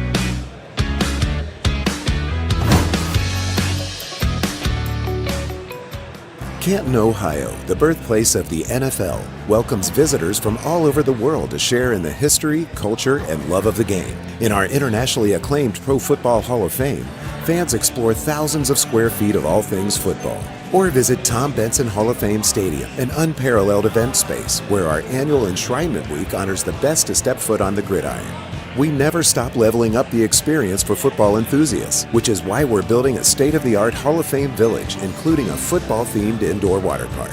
When you're filled up on football and you're hungry for more, discover delicious food and drinks around town. Sample a bit of it all on our walking food tours. And along the way, experience the greatest moments in NFL history come to life as public works of art. As the sun goes down, Canton's nightlife heats up. Sip a drink fireside with live music in Centennial Plaza. Or catch a show at the Canton Palace Theater. Gain some yards and great memories when you visit Canton, Ohio, a Hall of Fame city. Bring on the fun and bring home a new Honda. Road trips won't wait, neither should you. So bring on the thrills with a Honda Hybrid. Hit the road with high-tech features like available Google built-in and the efficiency of a Honda Hybrid. All from the 2025 Kelley Blue Book Best Performance Brand. Buy online, reserve from select dealers, or hurry into your local Honda dealer today.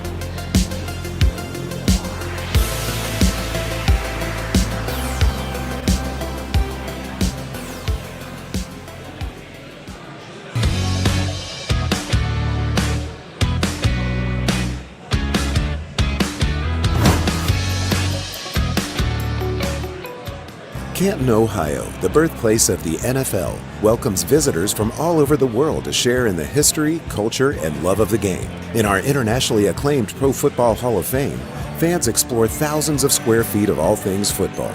Or visit Tom Benson Hall of Fame Stadium, an unparalleled event space where our annual Enshrinement Week honors the best to step foot on the gridiron. We never stop leveling up the experience for football enthusiasts, which is why we're building a state-of-the-art Hall of Fame village, including a football-themed indoor water park.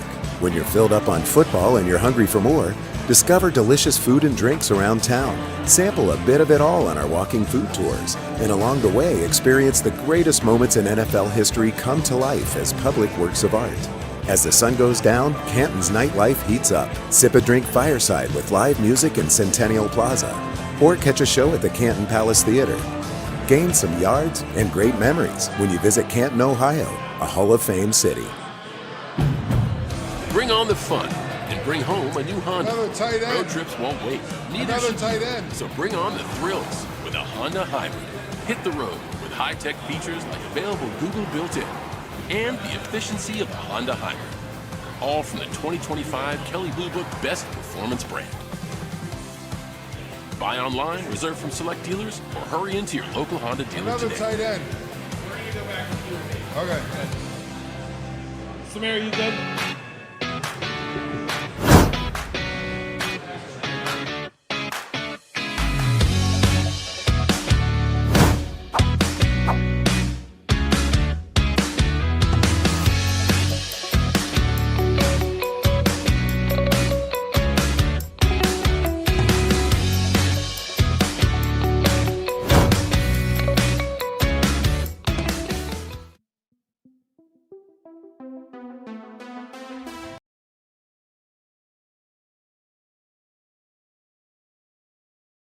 Remuted me.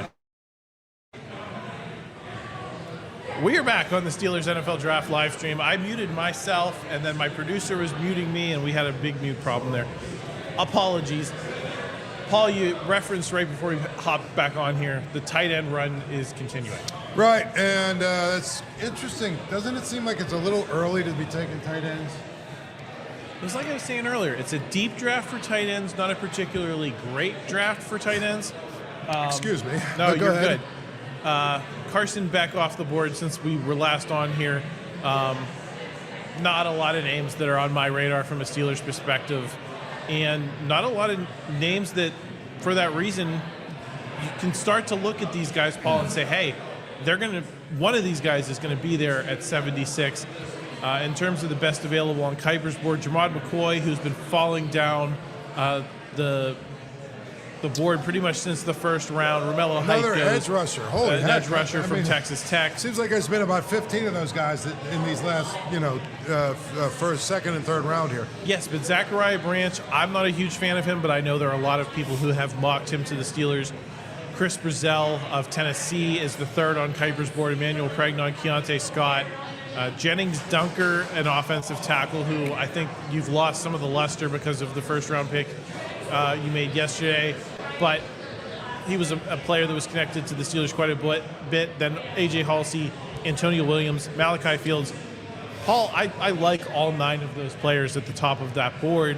We're only 6 picks away here from a Steelers perspective. They're going to have a chance, I think, at a pretty solid player here at 76. And I think another linebacker off the board here.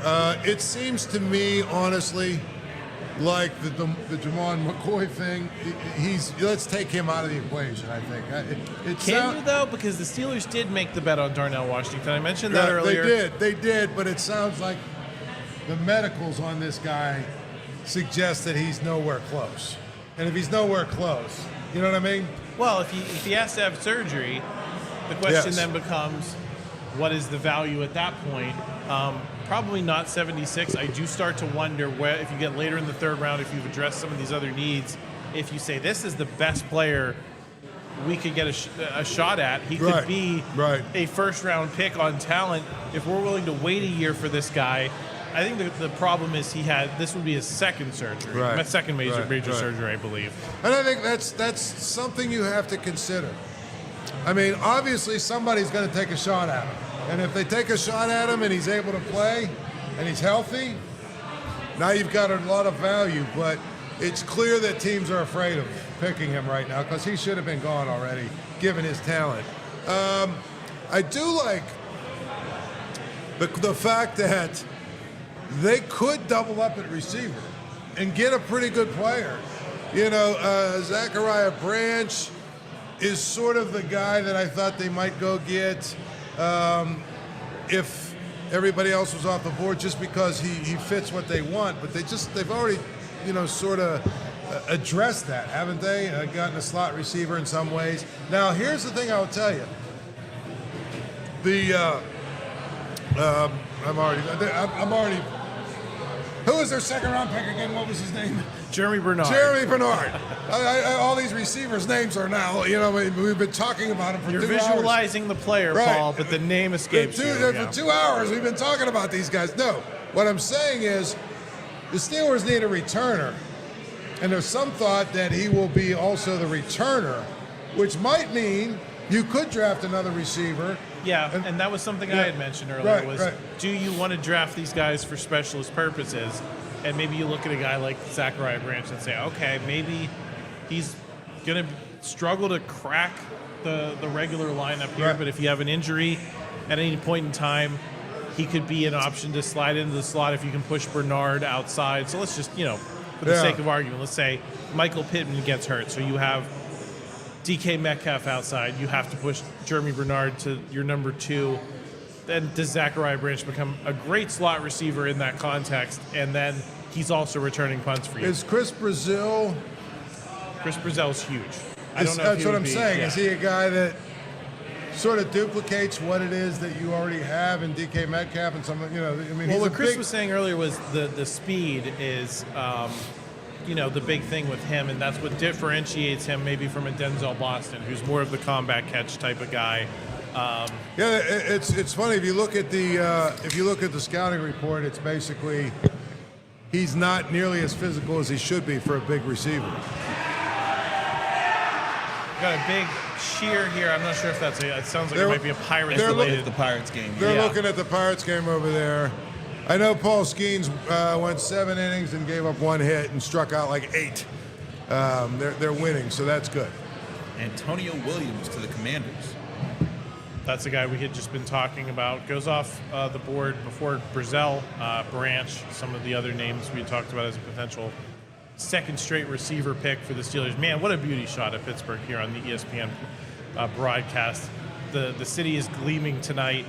A lot of comments, little city stuff. It doesn't look like a little city to me, Chris. But hey, I know you wanted to announce our contest winners here, Chris, and we have some props here on the show to show off. We mentioned them on the broadcast last night, but we didn't have them in hand. We want to show you guys. If you come down here, we got 4 prizes to hand out tomorrow, and these are some of the prizes. You can get official tins of all the Steelers Super Bowl championships when the league had the front page of the Pittsburgh Post-Gazette on the day that they won those championships. You got Super Bowl 9 out here. Here too. You got several more down here. We're going to pull out real quick. I'll pull a more recent one out. We'll just pull out all of them. Here, we got the Lord of the Rings, the most recent Steelers Super Bowl victory. This is it's a tin. This is not a poster. This is not a piece of paper I'm holding. This is like really this is a solid piece. Stuff, you can hang this anywhere in your house if you're a Steelers fan. We're giving these away. The Post-Gazette isn't going anywhere, folks.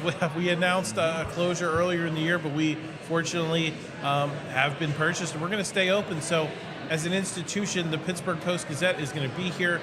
Please consider coming on down and checking out some of these tins. I think some people have won them already today, Chris, because it's we had winners last night. We're going to have some winners tonight, but you still have a chance to win them tomorrow. So we're going to announce those winners here shortly. Chris is putting them in the bag here, but God, these are nice.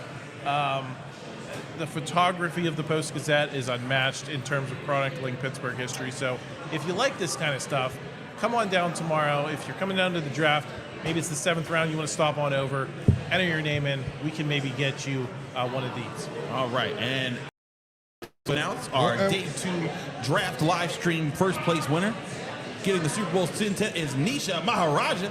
Shout out to Nisha. Thank you for coming through. And our second place winner winning a Pittsburgh City of Champions poster is Randy Branch. Thanks to both of you for coming here. Be sure to reach out to us. We will have our guy Logan Robbins contact you to help you claim your prize. Don't forget, we got 4 more giveaways coming tomorrow during the final day of the NFL draft on Saturday. Stop in, grab a beer, scan that QR code to get your chance to be entered. We'll be here noon all the way through the afternoon. Hang out with us on a fun Saturday in the Strip District here in Pittsburgh. Chris, well, go ahead, Paul. the Bengals are on the clock, by the way. Yeah, we'll have a division pick to react here to in a second. Antonio Williams, they're officially announcing that. We just referenced that on stream. We're having a technical issue? Okay, we're having a technical issue. We're going to cut to break here real quick, and then we will be back here in a moment. Thanks for stopping by on the PG Steelers live stream.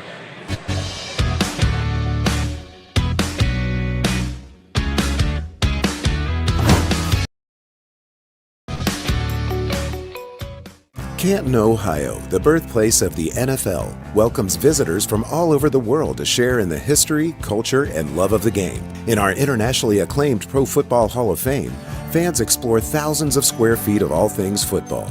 Or visit Tom Benson Hall of Fame Stadium, an unparalleled event space where our annual Enshrinement Week honors the best to step foot on the gridiron. We never stop leveling up the experience for football enthusiasts, which is why we're building a state-of-the-art Hall of Fame village, including a football-themed indoor water park.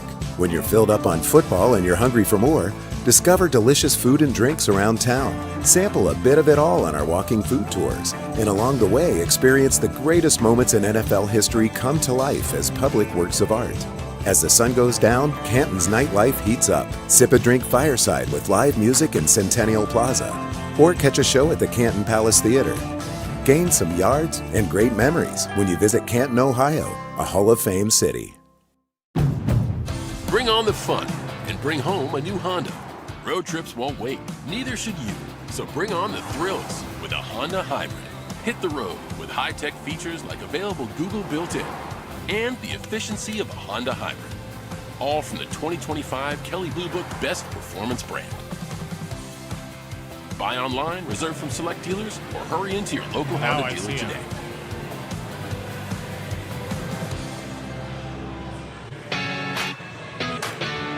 I've only seen it for once. Is it still bad?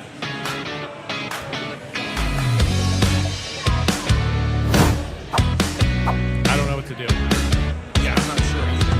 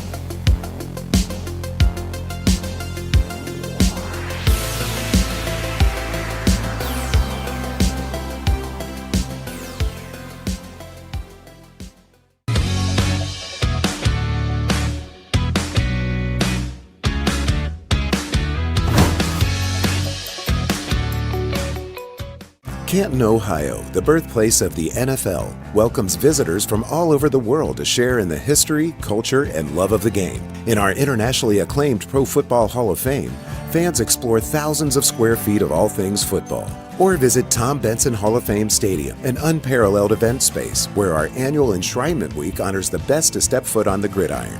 We never stop leveling up the experience for football enthusiasts, which is why we're building a state-of-the-art Hall of Fame village, including a football-themed indoor water park. When you're filled up on football and you're hungry for more, discover delicious food and drinks around town, sample a bit of it all on our walking food tours, and along the way experience the greatest moments in NFL history come to life as public works of art. As the sun goes down, Canton's nightlife heats up. Sip a drink fireside with live music in Centennial Plaza, or catch a show at the Canton Palace Theater. Gain some yards and great memories when you visit Canton, Ohio, a Hall of Fame city. Bring on the fun and bring home a new Honda. Road trips won't wait, neither should you. So bring on the thrills with a Honda Hybrid. Hit the road with high-tech features like available Google built-in and the efficiency of the Honda Hybrid. All from the 2025 Kelley Blue Book Best Performance Brand. Here at Aslin Beer Company, we apologize. We have a camera issue going on. There's an annoying green bar that keeps popping up underneath us. So if you're on TV, we apologize for the quality of the feed, but we want to talk you through the Steelers pick here at number 76 coming up. So we're going to talk it through. Chris, there's a lot of great names available here. It's a pretty favorable spot for the Steelers. Yeah, there's some really good spots right now available to the Steelers. Just checking to make sure I didn't miss anyone else who got picked. Yeah, none of the people that I was really worried about at this stage of the draft. So all of the top 5 that I've been listing for a bit are still available. If we could put up my top 5 that I have right now, Germie McCoy. It depends on if somebody knows that he's not going to be available this year. That's the only reason why he's still on the board. He was an elite corner in 2024, missed all of 2025. It was rumored to be back. That's there. Chris Brazzell, just an explosive wide receiver. I don't think they need him. Right now, a perfect fit for what the Steelers want to do is Emmanuel Pregnon, the guard out of Oregon. He is a powerful guard, really strong hands, really strong arms. He's going to be sitting right there. But if the Steelers, they got an offensive tackle, if they want to address playmaker positions, you can get Keontae Scott, slot corner out of Miami, sitting right there. The safety, A.J. Halsey out of LSU. Both of those guys, playmakers with the ball. If you want to get a nose tackle, Dominique Orange, big citrus, a guy who eats double teams for breakfast, lunch, and dinner, sitting right there available for you. If you want to get a linebacker, Kyle Lewis out of Pitt, still sitting there on the board. Very versatile cover linebacker. Genesis Smith, if you want another safety option, is out there. So there are so many options available to the Steelers right now, and all of them I think would be really interesting fits. We talked about them having 5 picks from the top 100. They still do. If you can get 5, you can get all 5 of those picks and to be really solid at key positions of need. That would be a big win for the Steelers. The Dolphins pick is in right now. We're waiting for that to come through. When that does, then we'll know for sure what exactly the pick field will be. Paul, what are you looking for? I'm surprised. Are you surprised that the Giants took Malachi Fields? Not really. I get that he is kind of a John Harbaugh kind of player. Exactly. That's for sure. Like he could go up and get the football. They have Malik Neighbors. They have the guy who's really athletic on the other side now. So I think Malachi Fields is the guy that definitely fits what you're looking for there if you're John Harbaugh. Just a guy who can go up and get the football. Yeah, he's not fast. He ran a 4.62, but I really like Malachi Fields when I covered him at the Senior Bowl. I mean, I might not ever forget the one-handed catch he had against Pitt earlier this year. It was just spectacular. His catch radius is insane, so really good stuff on him there. But again, really good players here available for the Steelers. Still waiting to see who the Dolphins pick. I think they're on a commercial there. Oh, man. We have the pick? We have the pick, and Adam, you're going to do a dance. The Pittsburgh Steelers are selecting at 76 overall Penn State quarterback Drew Allar is going to the Pittsburgh Steelers. This is a stunner in my opinion. The Steelers going and getting the big-arm quarterback out of Penn State. Wow.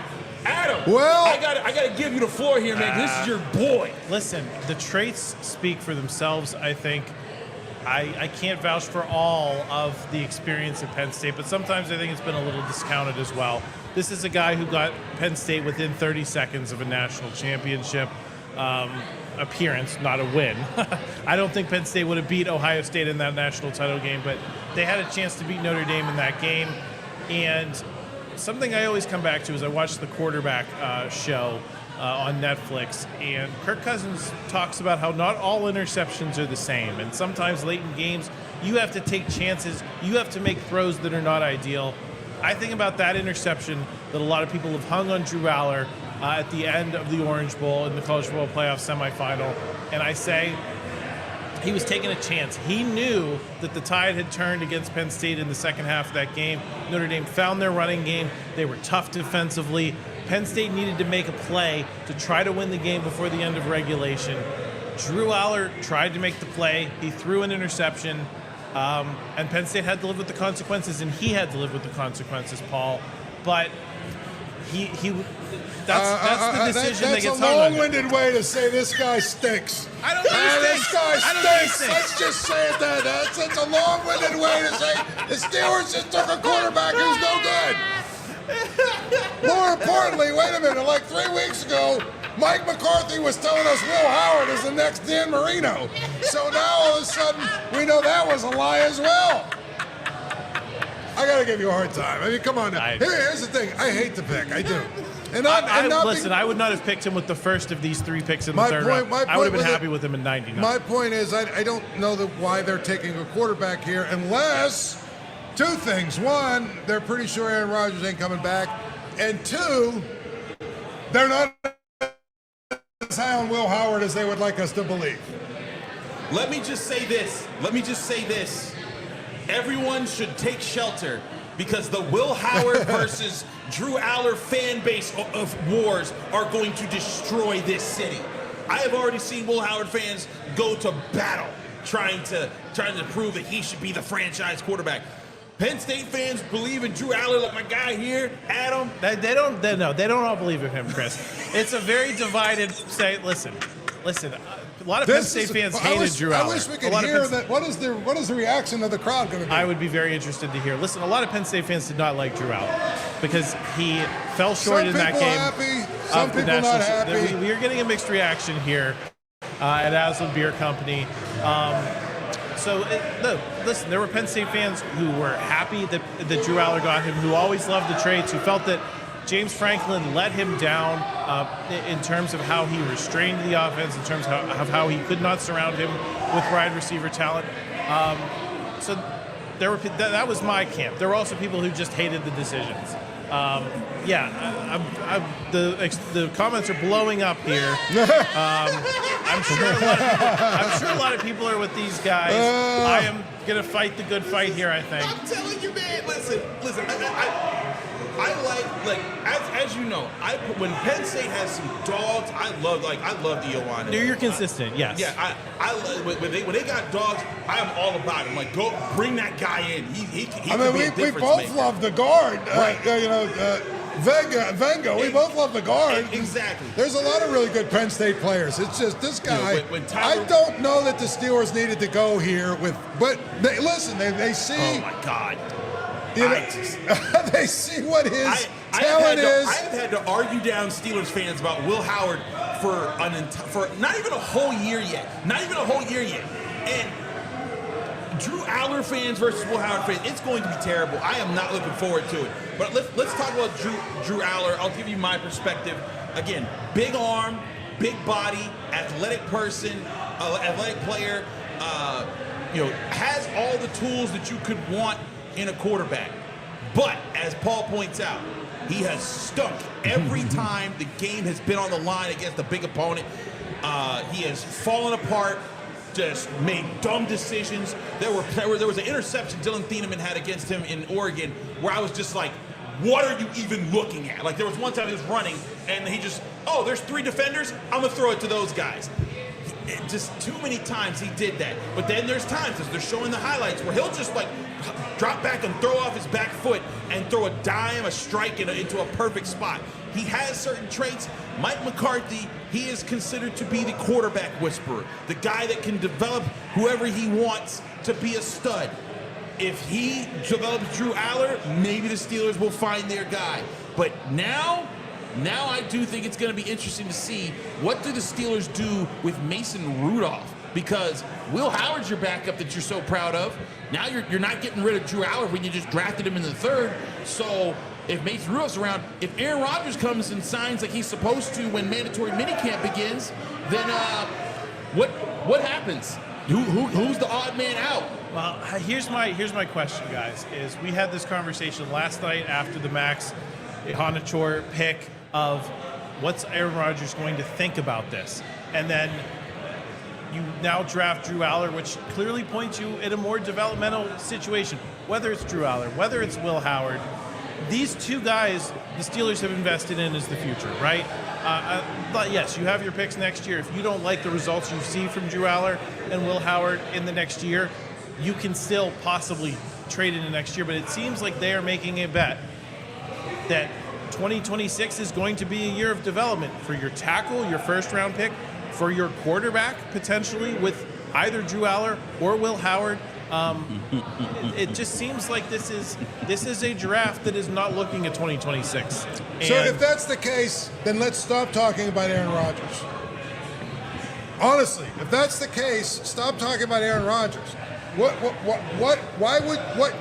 Why would you want him to be your quarterback if this is a draft not aimed at 2026? I'm starting to agree with that, Paul. I mean, to me, all I'm saying is, and to me, I say go to the camp, let Allar battle Howard. Whoever wins is your starter. Let Rudolph, the veteran guy, be your backup. The other guy's your 3rd quarterback, and go from there. There are not enough reps for all of these guys to pan out for you in the long run. And I do, Chris, start to question, as much as I might like the thought of Aaron Rodgers specifically for 2026, it's hard to read this pick as anything other than a pivot toward the future. It certainly is that.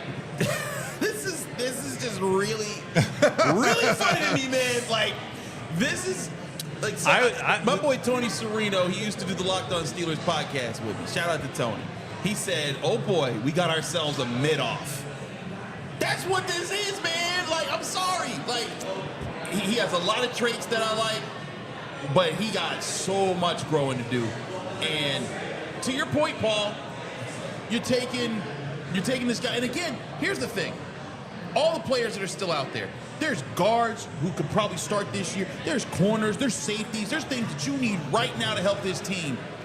You have 2 backup quarterbacks on your roster right now. You're not taking Drew Allar thinking that he's the next thing, the second coming. No. You're taking him because you're hoping he can turn into a backup who maybe develops into a starter someday. Who knows? I think I think you've taken a couple of lottery tickets here, right? With Will Howard and Drew Allar, you are taking the projectable stuff. You're saying these guys have the size, they have the traits, and if you put them with Mike McCarthy for a year, maybe they show you something, maybe they don't. And if they don't, then it seems like the Steelers might be in a bad way here for 2026. And then you can start talking about these guys in the 2027 draft and saying, we're going to spend a first-round pick on one of these guys. We're going to bring Dante Moore in here. We're going to bring Arch Manning in here. And those are going to be the guys you bet on. But if Will Howard or Drew Allar shows you something, then maybe you've drafted a quarterback, maybe not the franchise guy, but maybe your quarterback for the next 3, 4, 5 years in the 3rd or the 6th round. Someone hit me with Drew Allar is the Penn State Kenny Pickett. Except they didn't take Drew Allar in the first round. Sure. I just want to say but Drew Allar also didn't win nothing. Wait a second. What did Kenny Pickett win? An ACC championship. Oh, come on, man. Get out of here. They were 30 seconds. 30 seconds away. Alan Saunders just tweeted, appearance. With Drew Allar and Will Howard, the Steelers now have an Ohio quarterback that Ohio State passed on and a PA quarterback that Penn State passed on. and Noah Howes, he tweeted out it was something about how the Drew Allar, or that's his name, right? I say Aller. Yeah. I always said Aller. Yeah. Drew Allar Yeah. versus Will Howard. Your pronunciation. Versus man. Will Howard discourse is probably going to drive him into retirement. No, you're only like 15 years old. You're not ready to retire. It is, regardless of what you think, You're it is only going to 15. get, Chris, it is going to get very ugly here. I Oh, my think God. between there's going to be Training camp. toxicity in this Twitter world and the Steelers comments. fans, believe me, I want to help y'all. So I remember what it was like when Kenny Pickett arrived, just simply stepped foot on St. Vincent College's practice field. Mitch Trubisky, who was a solid veteran quarterback coming in thinking, hey, he'll be, and he was the starter at the start of training camp. He threw one incomplete pass in the very first warm-up. Not even a real practice, a warm-up. And the crowd said, boo, put it, Kenny Pickett. I fear for Aller, for Howard, for anyone. Aaron Rodgers is going to show them get booed in training camp and say, put in Drew Aller. Penn State fans are going to say, put in Drew Aller. All the Steelers fans think Will Howard is the next coming of Jesus. They're going to be all that. This is going to be insane in training camp. Third quarterback battle, second quarterback battle, whoever it is. I feel bad for Mason Rudolph. No one's going to care about him in this training camp. I'm starting to wonder if Aaron Rodgers does show up. Is anyone going to care about Aaron Rodgers? That's the biggest You're going to thing. you're going to be talking about the quarterback 2 battle like it is Helm's Deep in the Lord of the Rings or something. All right, fear. nerd.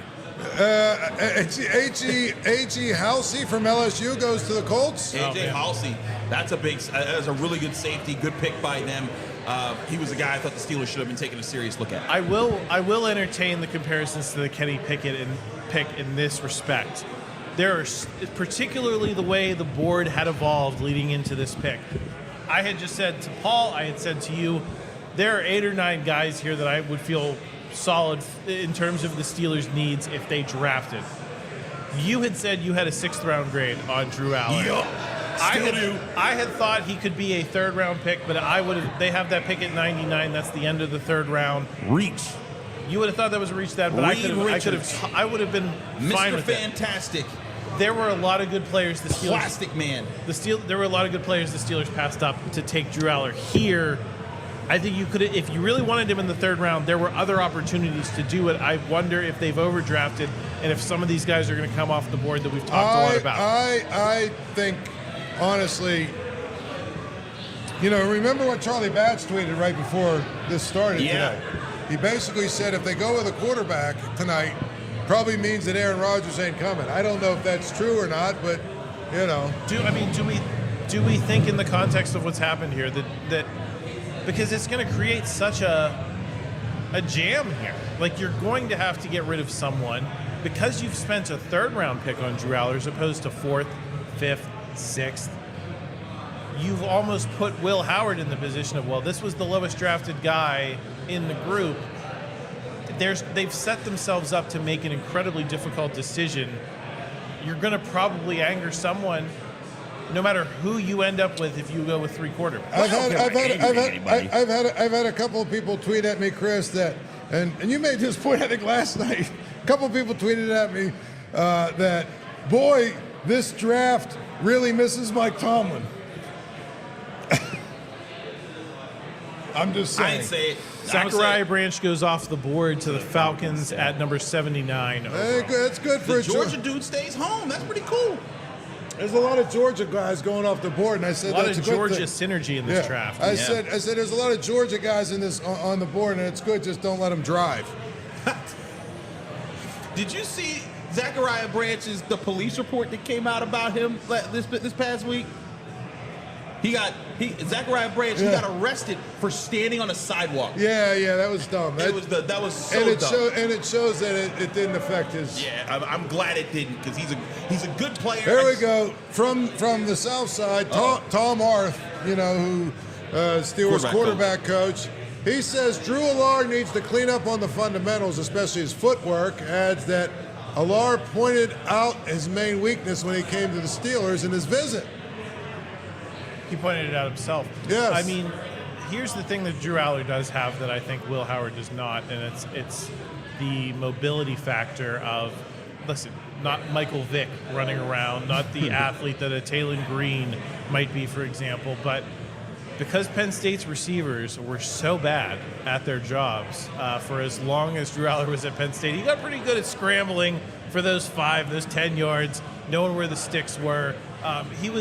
You could count on him to make that play when his receivers weren't open, as they often weren't. Your guy Noah with a tweet. The thing about Drew Allar is I'm not exactly sure he's a good football player. Oh, my. I listen. This is going to be a polarizing draft. It's going to be a Possibly draft. the most polarizing in recent years. I need to look We're up, setting for that. does WVU have a quarterback they can take like in the 7th round? Because just add that to the mix just so we can just have Is all Nico the hatred. Martial Or maybe- in this draft. maybe- Garrett Green, I think he was gone last year. Maybe in the 7th round, they can take a guy from South Dakota State over Brock Purdy. Oh my gosh. Remember that? Yeah. People forget about that. It was horrible that they used the first-round pick on Kenny Pickett that year, but that wasn't the most egregious thing they did that year. That year they picked Chris Olajuwon over Brock Purdy. Anyway. Yeah. Whoop. Well, let's talk about the quarterbacks they picked Drew Aller over. Obviously, Ravens are on the board. Might as well Ravens just see are, what they're going to say here. They made the pick. Jacoby Lane of All right, USC. a receiver. Okay, Kind now of go. the USC. tall guy to the Makai Lemon slot guy at USC. Solid receiver. I'm a little surprised. Wait, who did he go in front of here? Did he go in front of Brazel? Is Brazel go off the board? Brazel's still there. He went off. Yeah. We saw Zachariah Branch go off. Yep. Malachi Fields was selected. So Elijah Surratt still sitting there from Indiana. So that's a USC guy. So the Ravens, what do we think of the Ravens draft so far? The first one without John Harbaugh. I think they've had some interesting guys pop in terms of their strategy. The Ravens? Yeah. Well, let's look it up. Zion Young, Venga Ioane, Jacoby Lane. I mean, Ioane's a really good pick. Young's a solid edge. Jacoby Lane, a tall, go up and get it receiver, compared, opposite of Makai Lemon, who was a separator. So I like it for the Ravens. I think that they needed a guy that gives Lamar Jackson another target. So I think they're doing a solid job here. I'll be really interested to see how the Browns and the Ravens are different with new coaches. Well, obviously the Steelers too, but we've seen a lot of Mike McCarthy and, I don't know. Oh, what do we got? I want to pause. We have a comment here from K-Dubs.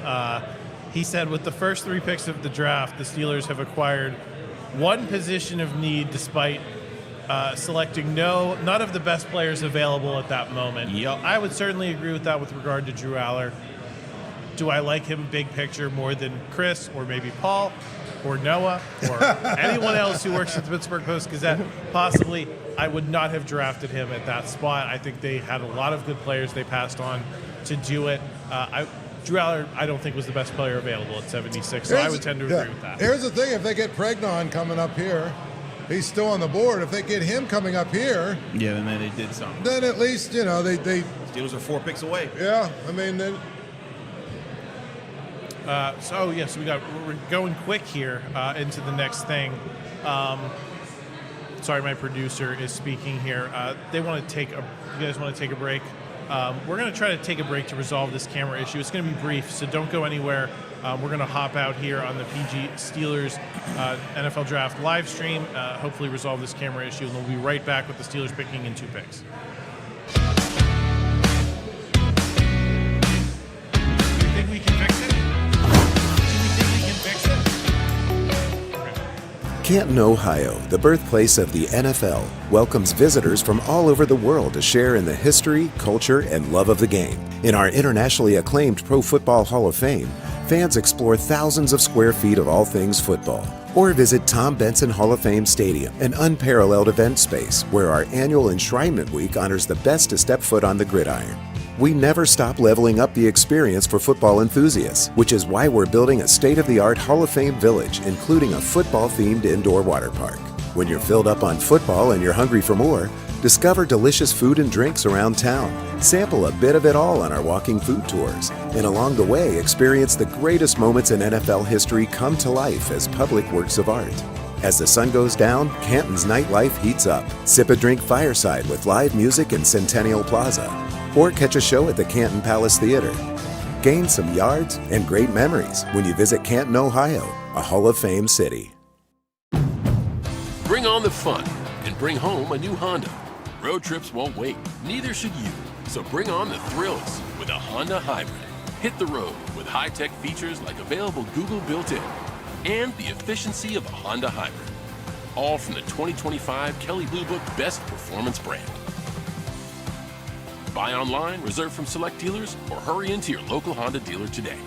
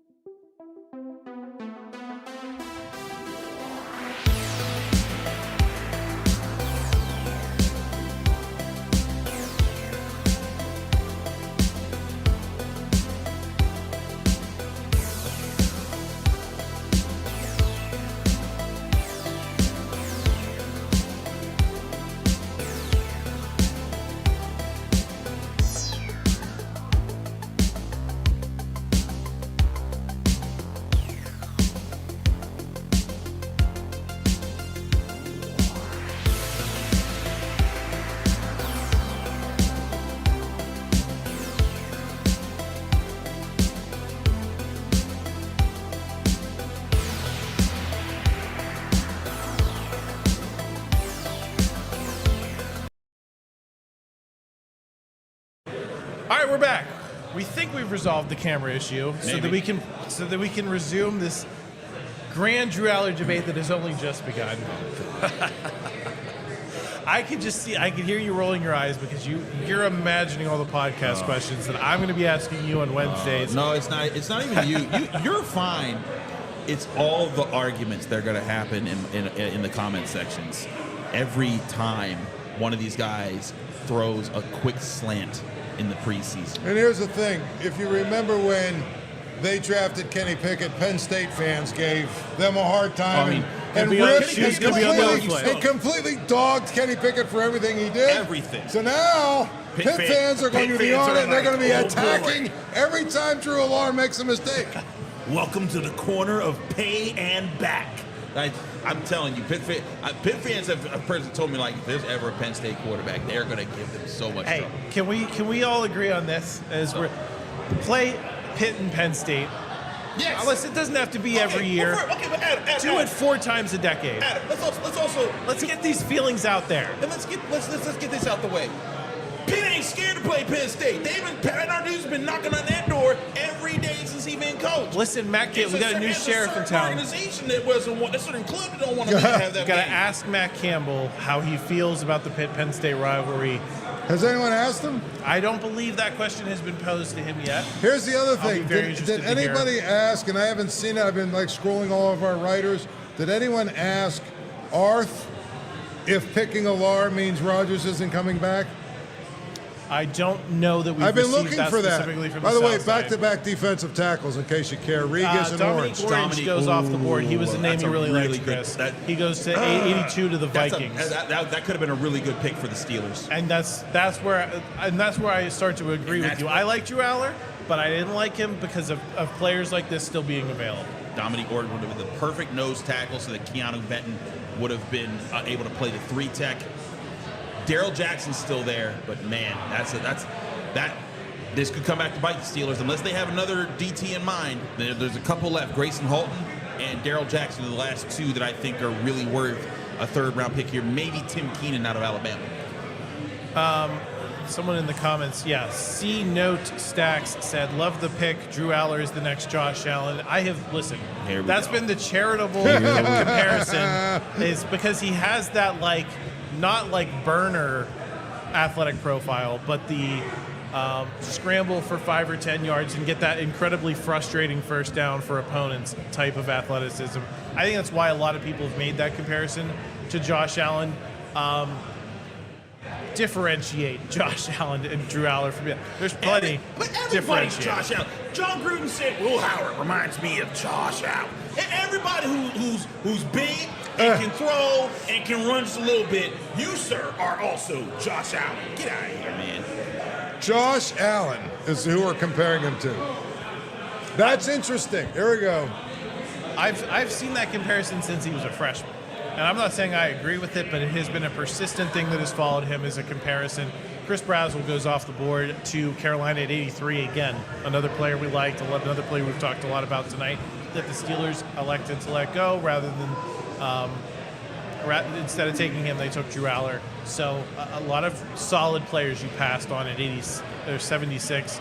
But then again, he only goes at 83. So if you were the Steelers, maybe you think you can wait till 85. Who's left? Should we be setting this pick up a little bit better at 85? Because the Steelers are now our in 2 guy picks. from Oregon. Emmanuel Pregnon is still the name on the board. Keontae Scott is another guy you've loved. I believe Malik Muhammad is number 6 on Kuiper's board at the moment. He was a guy who had been mocked to the Steelers in the middle rounds at different points in time. I don't know that anyone at the Post-Gazette was ever as high on him. You mentioned Elijah Surratt earlier. After that, it gets a little bleak. So I feel like I feel like it's got to be Emmanuel Pregnon, doesn't it, at this spot? I think if it's anyone other, I'll be surprised. It adds up a lot to me. They need a guard. They haven't gotten a guard. Keontae Scott would be a really good DB. They could use a versatile defensive back. There's a lot of different directions they could have gone. Nose tackle, Dominique Orange is now off the board. I like Grayson Halton. I like Darrell Jackson. But Emmanuel Pregnon, I think, it would be a very interesting fit. If they picked him, I guess you could at least say, well, they filled a need, and they filled a need with a guy who a lot of people think can play at this level. I did miss Skylar Bell. Skylar Bell's off the board. Did he go off? Because he's still, I'm asking you. No, Skylar Bell is 10th on Kuiper's best available. Gotcha. Jalen Kilgore from South Carolina is a safety. Are we intrigued by him at all? No. All right. Straight up. There's the one-word answer we're looking for. Here's something that I wrote a column about this. Here's something that's very interesting for the Drew Allar, and I actually wrote it about Will Howard, right? How many, Chris, starting quarterbacks in 2025, out of 32, how many of them were drafted beneath the second round? One and Brock Purdy. There's 2. There's 2? 2. A fourth rounder. Fourth rounder. Wait. There was Kirk Cousins was a third rounder. But he wasn't the starter. Penix was. Right. Oh, yeah, that's right. Who's the fourth rounder? Dak Prescott. Oh, I always forget about Dak. Yeah. That's it. 2 quarterbacks out. It tells you that you get quarterbacks, despite all of the discussion about late round picks and quarterbacks. Yep. For the most part, the guys that are starters are, I think it's 27 first rounders, 3 second rounders. So, when you look at it that way, that's pretty interesting. Very. Yeah, and this is going to be possibly the. Can you remember a more divisive draft immediately than this, Paul? Or I don't even. Maybe divisive's not the word. I've seen more positive comments tonight about Drew Allar than Max Iheanachor, but not a whole lot more. I think this is generally less popular than it is popular with the fan base. And they always said on the old Deadspin, they would do why your team sucks every year is like previews, previewing the team and saying some people are fans of this team, but a lot more people are not fans of this team. I think that definitely applies to Penn State and Drew Allar and the label he's getting tagged with. There's a lot of Penn State fans in Pennsylvania, but there's a lot of people who are not Penn State fans. But it's also funny, there's a lot of Penn State fans that probably hate this pick too. That is probably true. Because they booed him out of the stadium, So, I can't remember. The Terrell Edmonds draft, I think, is the one that comes to mind most immediately because I think that was a pretty clear reach for a lot of people at the beginning. And if you'd taken Terrell Edmonds in the second or the third round, I think you would have been pretty happy with the results you got from him. But because you took him in the first round, people were not happy with that. Artie Burns, I think, maybe comes to mind as the next guy potentially on that list of divisive draft picks. But gosh, you've done 2 of them here in your first 3 picks in a draft in Pittsburgh, in which you had 12 picks. Yeah. And it felt like it was not necessary. Yep. to take these kind of speculative, this guy could be good if he develops, but there's a lot of if there, both with Drew Allar and Max Iheanachor. Really, yeah, I think there's certainly some things there. Let's look at our big board right now. Top players available. Germie Bernard still sitting there, wondering about his situation with his injury. Emmanuel Pregnon still sitting there, the guard out of Oregon. Keontae Scott, it's the slot cornerback out of Miami. 2 receivers. If the Steelers want to double up wide receiver, Elijah Surratt, Chris Bell, they're just next up on my big board who are available right now.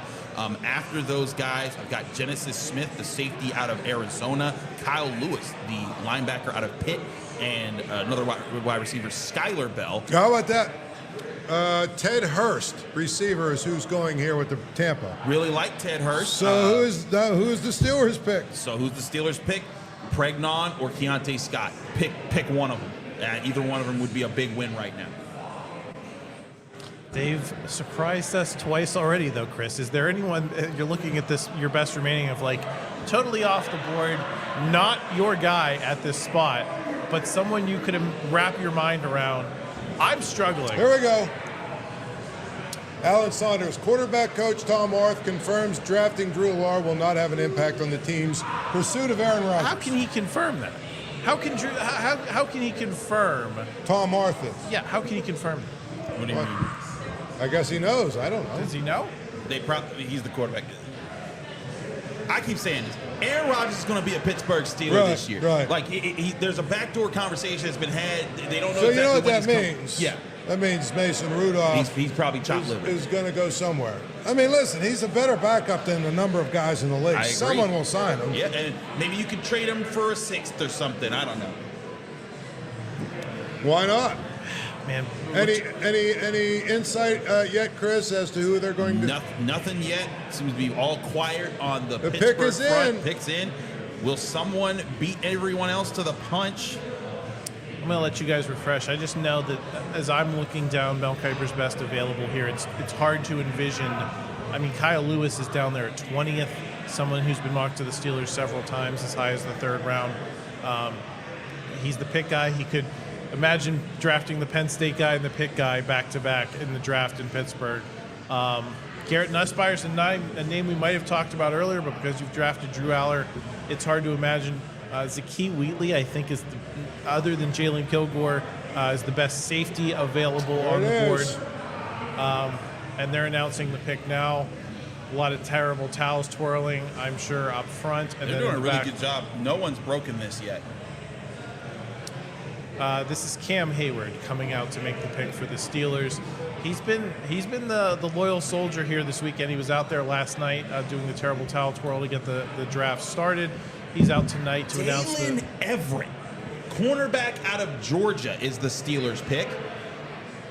I've compared him to being a Joey Porter Jr. clone with a little bit less talent, but an outside corner there, okay. Getting some depth at the cornerback position, but Dalen Everett, Georgia cornerback, off the board. Wow. Is that good or bad? He was not on. Where was he on your best available, Chris? He was way down the list.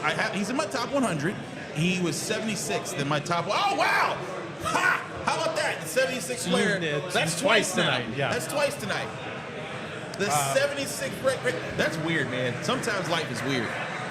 So should we possibly interpret this as, because the Steelers are going to have, 14 picks here till 99. I guess Emmanuel Pregnon could last that long, but it seems like they don't think guard is as big a need as we do. Apparently. And it seems like maybe that you brought that up earlier, Paul. Yeah. You said, are they going to slide Troy Fautanu to the left guard spot and maybe it's Dylan Cook? And Max Iheanachor, maybe it's Broderick Jones. Some combination of those 3 players are going to be your tackles. You're going to move Troy Fautanu to left guard. It's starting to seem like that's their intention. If Emmanuel Pregnon's still there at 99, maybe, but they clearly made a deliberate choice not to take him here. Right. And it's 76. Interesting. And you know what? He's been dropping, so maybe they're not the only ones. Let's get the scouting report on Dalen Everett. Don't want to bury the lead here with him. Cornerback from Georgia, so some SEC pedigree there. Chris, what is your brief scouting report on him and what he could bring to the Steelers secondary? Obviously, you make the move for Jamel Dean earlier in the offseason. A lot of people said, okay, he's going to be opposite Joey Porter. You got your number 1, number 2 corner figured out. Slot corner was the position a lot of people were looking at with the eye of moving Jalen Ramsey to safety. You're adding this guy to that mix. How does he fit for you? He's physical. He's a good run defender cornerback from the outside, which is something the Steelers traditionally have valued. A guy who can be physical at the line of scrimmage. He can try to jam you. His best work, I think, has become in zone coverage. So there's that as well. But I think that it's interesting because he hasn't been the best man cover corner. But again, when you're talking third round, maybe you're getting a guy that can work into things. But he is fast. He is good at defending the deep ball. And he's experienced. He played in the SEC pretty much most of his career. Is good at attacking the football. I mean, this is a solid pick. I'm not going to say it's not. I just thought that a slot corner, a deep safety, a guard. Again, 3 positions this team still needs that they just continue to not address. I just don't understand. You amassed all these picks in this draft with the idea that you're going to get better. Are they better? I'm not sure because Lance Zierlein here, he gives his prospect grade. And listen, this is one opinion. A lot of people have opinions, so do your own research, I guess, on the Dalen Everett pick. But Lance Zierlein of NFL.com at least believes that he's a good backup with the potential to develop into a starter. He does have that somewhat projectable size at 6'1" and a quarter. Will Kazmarek is the pick for the Dolphins at 87. Another tight end. Another ton of tight ends tonight. And listen, the Steelers do need a third tight end. So I'm interested to see whether they get involved in that conversation. Maybe not, because a lot of good guys have gone off the board. I will say this, that on NFL.com, the Next Gen Stats score breakdown, he ranks second among cornerbacks in this class in the athleticism score, 10th overall, because I believe he ranks 24th in terms of production. But sometimes in the draft you bet on the traits, and if it's what we're talking about with Drew Allar, I guess we got to talk about it with Dalen Everett, is that he's got some traits that are attractive, just may have to work on some things. When I pull up, I use relative athletic score as a means of comparing raw athleticism of prospects. And Joey Porter Jr., when he was drafted, his relative athletic score was 9.75, which is great. That's like elite level. Like that's what you want as a corner. Dalen Everett, a 9.89. Both are in, Joey's 6'2", Dalen's 6'1". Joey ran a 4.46 in the 40-yard dash. Dalen ran a 4.38, so he's faster. He jumps high, 37.5 inches on his vertical. So, I mean, listen, Dalen Everett's a really good athlete, and I think that's a big reason why he's getting there. So, an outside corner, though, and I guess they needed outside corner depth with James Pierre gone, but, man, I'm curious to see where they go with 99 here. Yeah, I mean, again, the guard is still dropping. He is still dropping. And I'm starting to get a little, doubtful of my read on what the Steelers think their own needs are.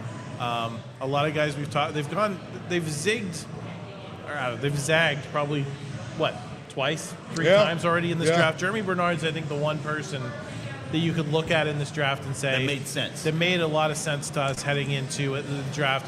I'm probably different than these two guys in that I thought Drew Allar could have made sense in the third round. I wouldn't have done it where the Steelers did. You can just hop.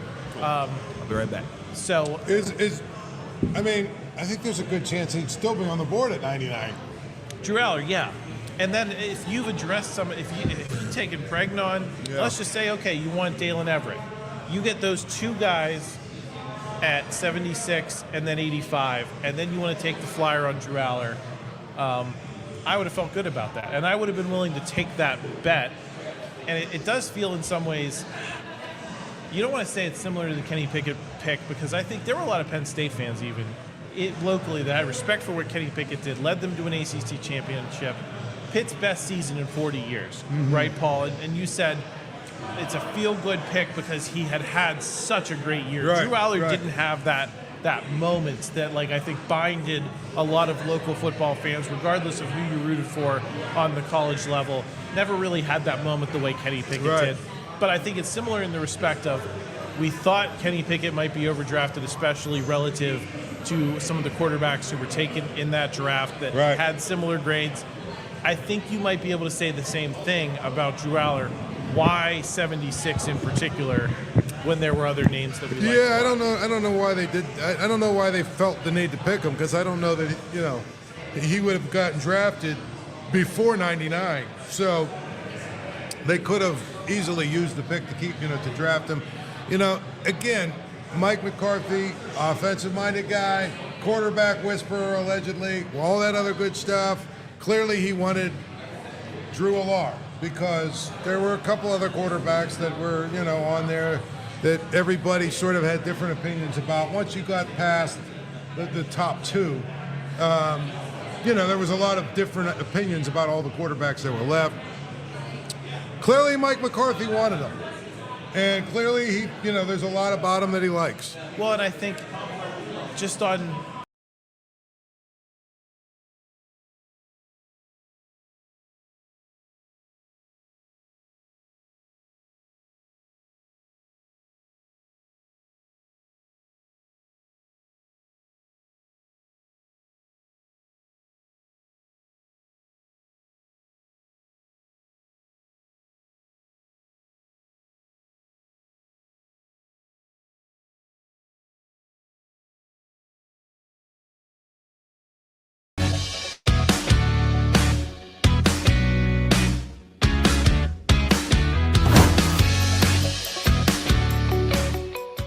Canton, Ohio, the birthplace of the NFL, welcomes visitors from all over the world to share in the history, culture, and love of the game. In our internationally acclaimed Pro Football Hall of Fame, fans explore thousands of square feet of all things football.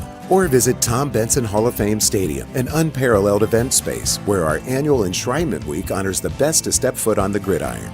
We never stop leveling up the experience for football enthusiasts, which is why we're building a state-of-the-art Hall of Fame village, including a football-themed indoor water park. When you're filled up on football and you're hungry for more, discover delicious food and drinks around town. Sample a bit of it all on our walking food tours. And along the way, experience the greatest moments in NFL history come to life as public works of art. As the sun goes down, Canton's nightlife heats up. Sip a drink fireside with live music in Centennial Plaza. Or catch a show at the Canton Palace Theater. Gain some yards and great memories when you visit Canton, Ohio, a Hall of Fame city. Bring on the fun and bring home a new Honda. Road trips won't wait, neither should you. So bring on the thrills with a Honda Hybrid. Hit the road with high-tech features like available Google built-in and the efficiency of a Honda Hybrid. All from the 2025 Kelley Blue Book Best Performance Brand. Buy online, reserve from select dealers, or hurry into your local Honda dealer today.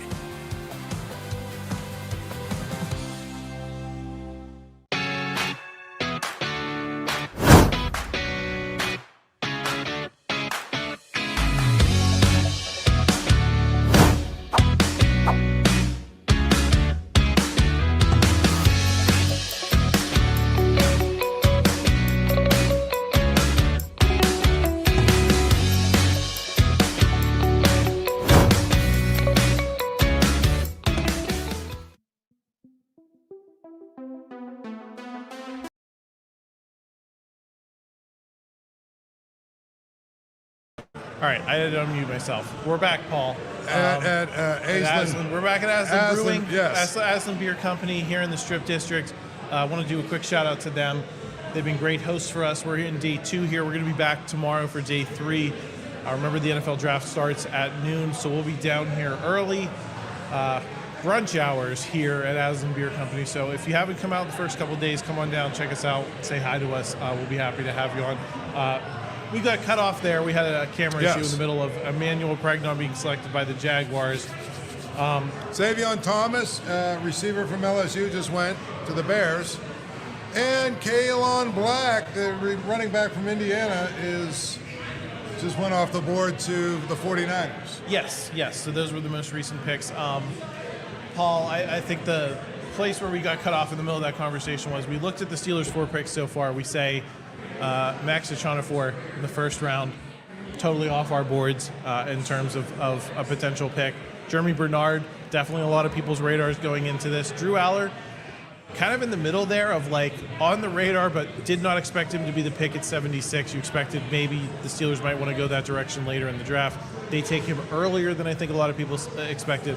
And Dalen Everett was not really on the board of a lot of people. So the Steelers kind of zagged, I think, 3 times, albeit in somewhat different ways with regard to Drew Allar. Because again, he was regardless of what you might think of Drew Allar, he was a visitor to the Steelers. They spent a lot of time with him at Pro Day. They showed as much interest in him as any other prospect in this process. So, listen, criticize the Steelers all you want. They had kind of signaled some level of intent here. Yeah, I guess, but again, we're not really. I feel like 2 of your first 3 picks are guys that are not going to help you this year. Yeah, I would tend to agree with that. That's the problem I have with what they're doing. Like, this was a draft where your first, we have 5 in the top 100. You're trying to get guys that are impact players that can help you win. I don't get what you're doing. I just don't. So this was kind of the last waypoint, Paul, in terms of setting expectations for 2026 and whether this team could be something different than it has been. I believe the Vegas over-under, our friends at FanDuel have had them around 7.5 for this entire offseason, even though they made moves that were well received for Michael Pittman, for Jamel Dean, Rico Dowdle as the running back. A lot of people liked a lot of what Omar Khan did in free agency, but that didn't move the meter in terms of the sports books. I'll look this up live while you're answering this question, but it doesn't seem like they've really moved the ball down the field at all with this draft. I don't like a lot of what they've done in this draft, Adam. I think one of the biggest things is you're a team that is probably looking at, bringing back Aaron Rodgers, which we've talked about. If that's the case, you need to make sure that you get better for this year. And, they're going to say, well, we're taking the long approach and all that other good stuff, right? But to me, then don't bring back Aaron Rodgers. Let Will Howard and let Drew Allar, let them battle for the starting quarterback job. You have Mason Rudolph as sort of your emergency backup guy, right? The other guy's your 3rd string. And you see what happens. But the Steelers won't do that because they value 9 wins or 10 wins, and slopping their way into the playoffs more than, hey, we're just going to sink or swim and see what happens. Here's the thing, though, Paul. The 7.5 has been there. I looked. The odds really haven't changed at all. It's still set 7.5 on the books. A month ago, I would have said, I think they're going to soar over that. Do I think they're going to go to 12, 13? Or do I think they're going to be a threat to win a playoff game any more than they were in 2025? Probably not. But I would have said, I think they're going to get to 8 pretty easily. Now I'm kind of feeling like maybe 7.5. Maybe the books have been right all along with the way they've handled this draft. Here's the thing. If they go 8 and 9 or worse, can you imagine the fallout? Because there's still a very strong Mike Tomlin, fanboy club in this town. Can you imagine the fallout if they have a losing season the year after Mike Tomlin leaves? And I don't think they want that to happen. I know the Steelers are very aware of that, and they're very aware that their choice of a head coach was celebrated by a couple of neighborhoods here in Pittsburgh, but not a lot of Steeler fans were all that excited about it. I mean, there's a lot of pressure to try and win 9 or 10 games this year, which is why some of these picks make no sense to me. Well, and you're not. Mike Tomlin's not going away, Paul. He's gonna, if you believe the reports, he's gonna be on NBC. He's probably taking the Tony Dungy spot on their primetime lineup. Yeah, what do you think about that? You got to figure the Steelers are going to play at least 1, maybe 2, maybe 3 Sunday night games over the course of the season. So he's going to be there, and he's going to be commenting on the Steelers. And I think it was a little easier for Bill Cowher to transition into that because he won a Super Bowl, and then Mike Tomlin won a Super Bowl right as soon as Bill Cowher retired. There's no Super Bowl aspirations for this team the way there were when Bill Cowher retired. Here's my question: if Mike McCarthy, goes 9-8 or 10-7, will people say he won with Tomlin's players? There will be people who say that, Paul. I'm just wondering. I'm fairly certain. Trey Zune III, a center from Texas A&M, is here. The Raiders. Okay, interesting pick there. Yeah. Do we need to go to break? Sorry, we had a couple of camera issues there. Trey Zune, Trey's on the third. Right. Interesting. The amount of centers we've seen early on, Paul. I remember when they picked Zach Frazier, there was a lot of conversation about. We're going to have to go to break here. We got some camera issues again. We're going to have to go to break. What is going on?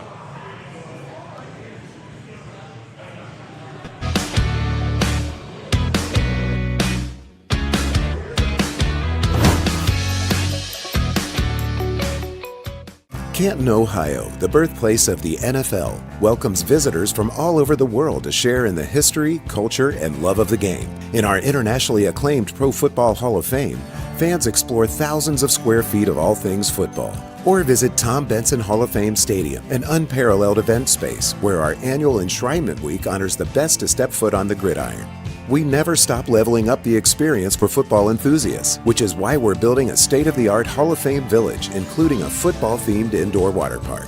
When you're filled up on football and you're hungry for more, discover delicious food and drinks around town. Sample a bit of it all on our walking food tours. And along the way, experience the greatest moments in NFL history come to life as public works of art. As the sun goes down, Canton's nightlife heats up. Sip a drink fireside with live music in Centennial Plaza. Or catch a show at the Canton Palace Theater. Gain some yards and great memories when you visit Canton, Ohio, a Hall of Fame city.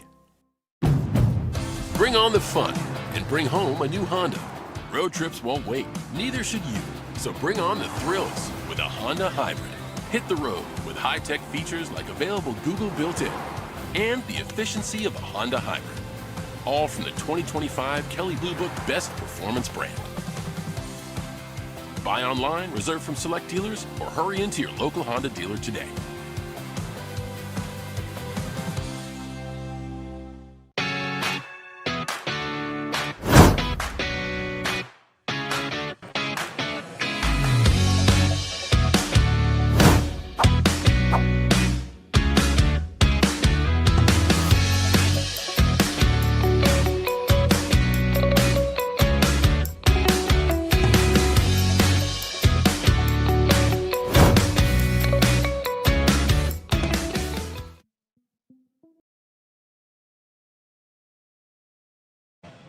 Paul, we're back.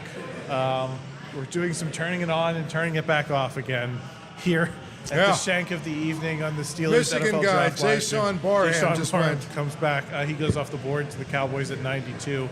So we're... Can we make it 7 more picks? I don't know.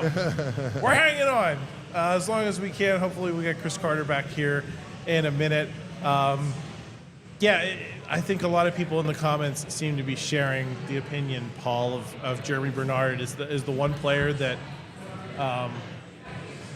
people are excited about, and it's just I think you could maybe be excited about the other guys, but it's a lot of projectable stuff. And this, going back to the point you were making before we hopped off on, this is not supposed to be a projectable team. No, that's the point. You're supposed to be picking guys, picking the guys that you need to pick.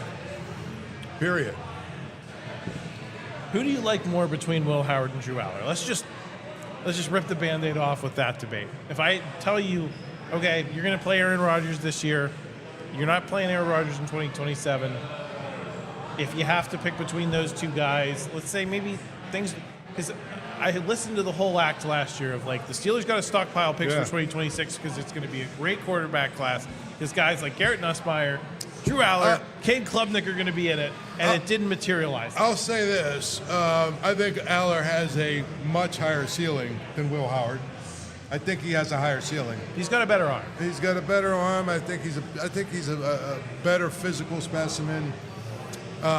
You know, and it sounds like the quarterback coach thinks that his biggest problem is his footwork, which is something you can actually develop, you know, better footwork and stuff. So if you're asking me between those two guys, I've never once thought Will Howard will be a starting quarterback in the NFL. Not once. Drew Allar, I have to see it, but I can at least envision it a little bit. Yeah, I think I would agree with that. Right. And I think some of the Will Howard hype train has gotten out of control because you didn't see him struggle at all in a preseason game, right? Right. No one has seen Will Howard in a professional uniform yet. And so sometimes the expectations start to get ahead of the player. And listen, I think that he would be a great 6th round pick if he ends up being a backup in the NFL for 10 years. That is a great 6th round pick. Right, exactly. But there are people who want to talk. I've seen the comparisons to Ben Roethlisberger, I think, based purely on the size. Right. And I don't know a whole lot. Like, Will Howard didn't play like Ben Roethlisberger did at Ohio State. He didn't take the abuse that I think we saw Ben Roethlisberger take over the course of his career. He had the best offensive line in college football in front of him, and he had the best receivers to throw to. And that doesn't mean he's a bad player, but NFL executives have told you what they thought what the difference was between Fernando Mendoza being 1-1 this year. He wins the national championship for Indiana, and Will Howard gets taken in the 6th round a year ago. Yeah. Are that many executives that wrong but between those two guys? Not just that. You heard my breakdown. I mean, I think Will Howard's a 6th round pick. I'll give you Tom Brady and I'll give you Purdy in the 7th round. How many guys drafted that high or that low have really come on to be, you know, starting quarterbacks in the NFL? Not many. So he to me, his value being a 6th rounder tells you that the Steelers really feel that Drew Allar actually has a shot to be a starter. Right, and it does on some level. It tells you what the Steelers think, that you go with Drew Allar in a spot that people did not expect, that people probably didn't want. It tells you the confidence they had in him compared to Will Howard a year ago, that they were willing to dip in, despite all the things Mike McCarthy said this offseason.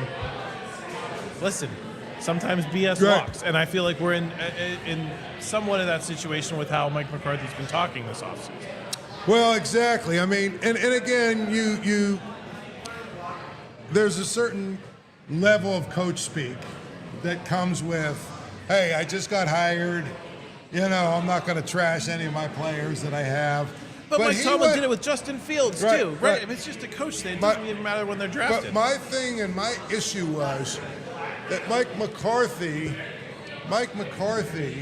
went way overboard with the whole thing with Will Howard. You know what I'm saying? That's what I'll tell you. And I felt like you could say, hey, I like the kid, he's got potential, but don't grease us with all this stuff about how he's going to be an NFL guy, I love him, he's this, all that other stuff, right? Yeah, but sometimes it feels like they think that's their job anymore. Paul is build the case in advance, because maybe you don't get Drew Allar tonight, maybe you don't get a guy you love, and so then you've set yourself up to sell Will Howard to the fan base. Chris is tapping back in here. We'll get his thoughts as things continue to evolve. The Steelers are 5 picks away here from 99. We're winding down the 3rd round. They are 3 picks away. They have traded up to the 96th pick. I missed that. There's a trade. It just happened. You really didn't miss it. It literally just happened. We've been talking about Drew Allar versus Will Howard. We just have embraced that debate with both hands. Which player do you like more? I like Will Howard more. I mean, here's the thing. Will Howard stepped up in big games more often. I've said this: if Will Howard was in this draft class, he'd have been he'd have been in a battle with Ty Simpson, in my opinion. Like that's how serious I feel about how Will Howard played comparatively to everyone else in this draft class, because Will Howard's also big. He's also athletic. He also has a good arm. But he's also won a lot of big games and made really tough decisions in tight moments, like the national championship game that he won. So I think it's going to be interesting to see, but I think Will Howard will. I think he will end up being the better quarterback of the two, but I could be wrong. I think Drew Allar has a higher ceiling. I think he has a better arm. I think he is bigger. I think he has certain traits that could pan out over time. But for me, Will Howard, I think, has the guts though. Another receiver off the board. Another receiver. Chris Bell, Louisville. A lot of people thought he could have been a first-round pick, but I think he tore his ACL, and so he moved back. So that's another interesting one to go there. Let me ask you this, though, Chris. Are not the decisions easier when you're throwing to a Emeka Egbuka and Jeremiah Smith compared to Keandre Lambert-Smith and whatever transfer Penn State picked up? I mean, those guys, we're not talking about any of those guys getting drafted tonight. Trevor Pena was one of his guys this year. I have even lost track of who Penn State's number 2 receiver was. There was the guy from Syracuse, and there was the guy from Western Kentucky, I think, was the transfer. Certainly. Are not those decisions easier? Certainly those decisions are easier. You still got to make them and not throw into triple coverage. And there's times where guys have had those type of superstar wide receivers and blown it. And so so you still got to make the plays. He made a lot of those plays and did well in their championship run. And again, anyone that knows me knows that I am not out here saying Will Howard is going to take over the world.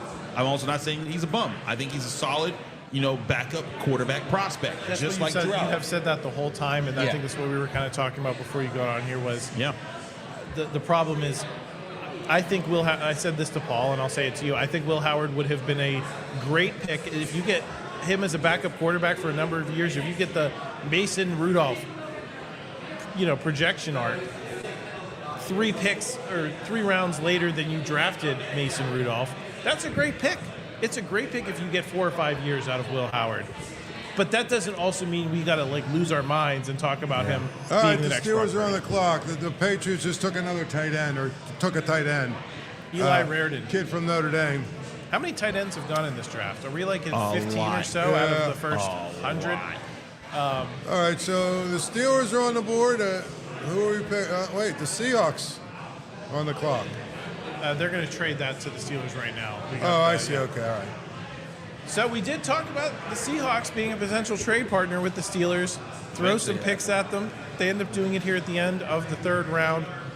So the Steelers are now on the clock. We're waiting and refreshing here relentlessly to find out who the pick is going to be for the Steelers. Best available people at this point. We'll go through Mel Kiper's list here. Jamar McCoy is still out there. Keontae Scott is still out there. Keontae Scott would be a great pick right Jennings Dunker is still out there if you don't believe in Broderick Jones. Supposedly, so we'll see Steelers. Jennings Dunker is the We pick. just said, it was the last word out of my mouth. Wow. I said it really feels like it's curtains for Broderick Jones. We got another tackle. Well, Jennings Dunker's a guard. He's gonna transition to guard in the NFL. That is not a. It's a spot on your 5, though. Yes. So this Broderick is Jones is probably not going to get it. No. Yeah. I think Broderick Jones is. That's the thing. Jennings Dunker is going to come in. He's going to compete for that left guard position. Broderick Jones. You better be ready to fight for your life against Iheanachor in this training camp and make it so that they can't put the rookie in. I mean, I don't see the path there in any circumstance, Chris, because if you believe in Dylan Cook as a solid swing tackle to do the type of things he did for you last season when Broderick Jones was injured, it just seems like you're signaling your intent here with this Jennings Dunker pick. I like it on the surface, just considering how things have unfolded. You got to love that flow. They're showing him now on the ESPN broadcast.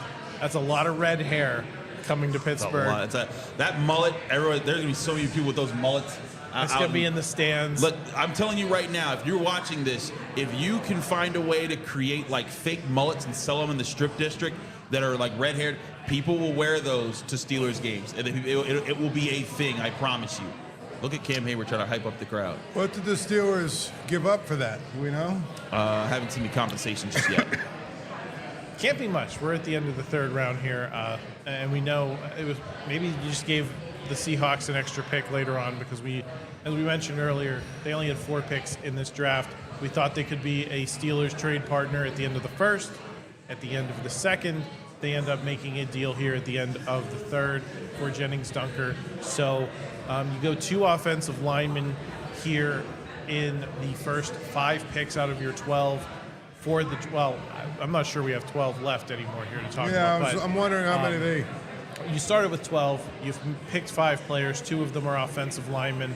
So, yeah, I mean, what does this say to you, Paul, about how they're building and how maybe they're willing to acknowledge mistakes that they've made and just move on and say, we feel good enough about this offensive line. We're not going to lose the momentum here because of our pride in picking a guy like But it also shows you they value, trying to make their offensive line better. Yeah, even though you could make the argument, hey, you've invested a lot in these guys. Chris, can we get a little bit more of a scouting report here on Jennings Dunker as a player?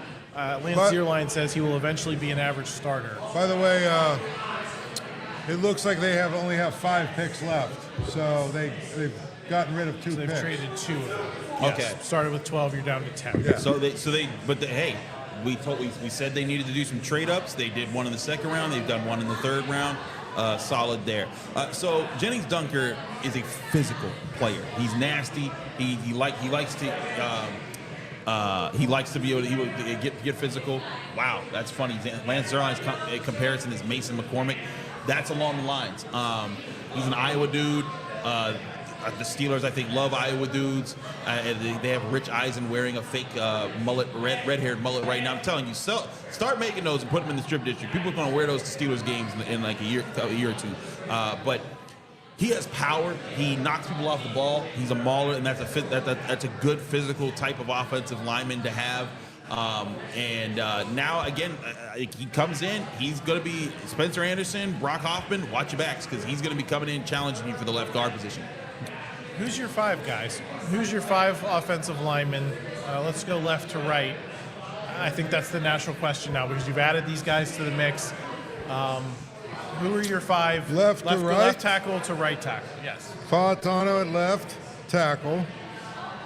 This guy at left guard. Frazier and McCormick and the first round pick at the right. I'm not even going to try and say. What's his name, Paul? I'm not going to try and say what his name is. The first round pick is going to be the right tackle. That's me. What do you think? I think that's the correct alignment. Troy Fautanu played left tackle throughout his time at Washington, but the Steelers moved him to right tackle because at Washington, his quarterback was Michael Penix, who was left-handed. So he wasn't protecting Michael Penix's blind side. So effectively, he was doing the right tackle's job at left tackle at Washington because typically the left tackle is for a right-handed quarterback that protects their blind side. That's where the better pass protector of the two would be. So in this situation, even though the Steelers don't have a left-handed quarterback, because Iheanachor is a right tackle, purely a right tackle, that's where he's got to go. But I will say this, guys. I think he's going to have to prove himself. If Broderick Jones comes back from his injury and looks good in training camp, because he was playing well last year before he got knocked out for the season with an injury. If Broderick Jones comes back, man, and he fights and he earns it, they're not just going to, I don't think they're just going to throw him away. I think they're going to actually give him a chance to earn his job. But, hey, new coaching staff, we'll see how they operate. But if I was to pick right now, it would be from left to right, Fautanu, Dunker, Frazier, McCormick, and then Iheanachor. It does not feel like they're going to give Broderick Jones a chance, though. Or maybe they think his injury is worse than... That's also possible. Which begs the question why they were so cryptic 3 days ago, with the situation. Another tackle off the board here. Minnesota has 2 picks in a row here at the end of the third. This is another tackle. Caleb Tiernan. Solid. Whew. We started the night talking about how can the Steelers move the ball down the field compared to, what I think a lot of people thought was an underwhelming first-round pick. Did they do that tonight for you guys? I think some of these picks were solid. I think Germie Bernard is the one that I would feel best about. I don't know. I look at the rest of them. I'm thinking it was like I was saying at the end of last night. It feels like we're in a pretty wheel-spinny situation here with the Steelers, where best case they're building the team that we saw a year ago, that we have seen for the last 2, 3, 4 years. That maybe they've done a good job of staying where they've been, but they are not building towards something better, winning playoff games, making conference championship games, being in the conversation with the Super Bowl. They haven't moved the ball down the field on that at all. I think obviously, I just don't think – I really don't think that they've done enough to get me really all that excited about what they've done. So, to me, all right, here we go. A safety from Miami off the board. 2 more picks.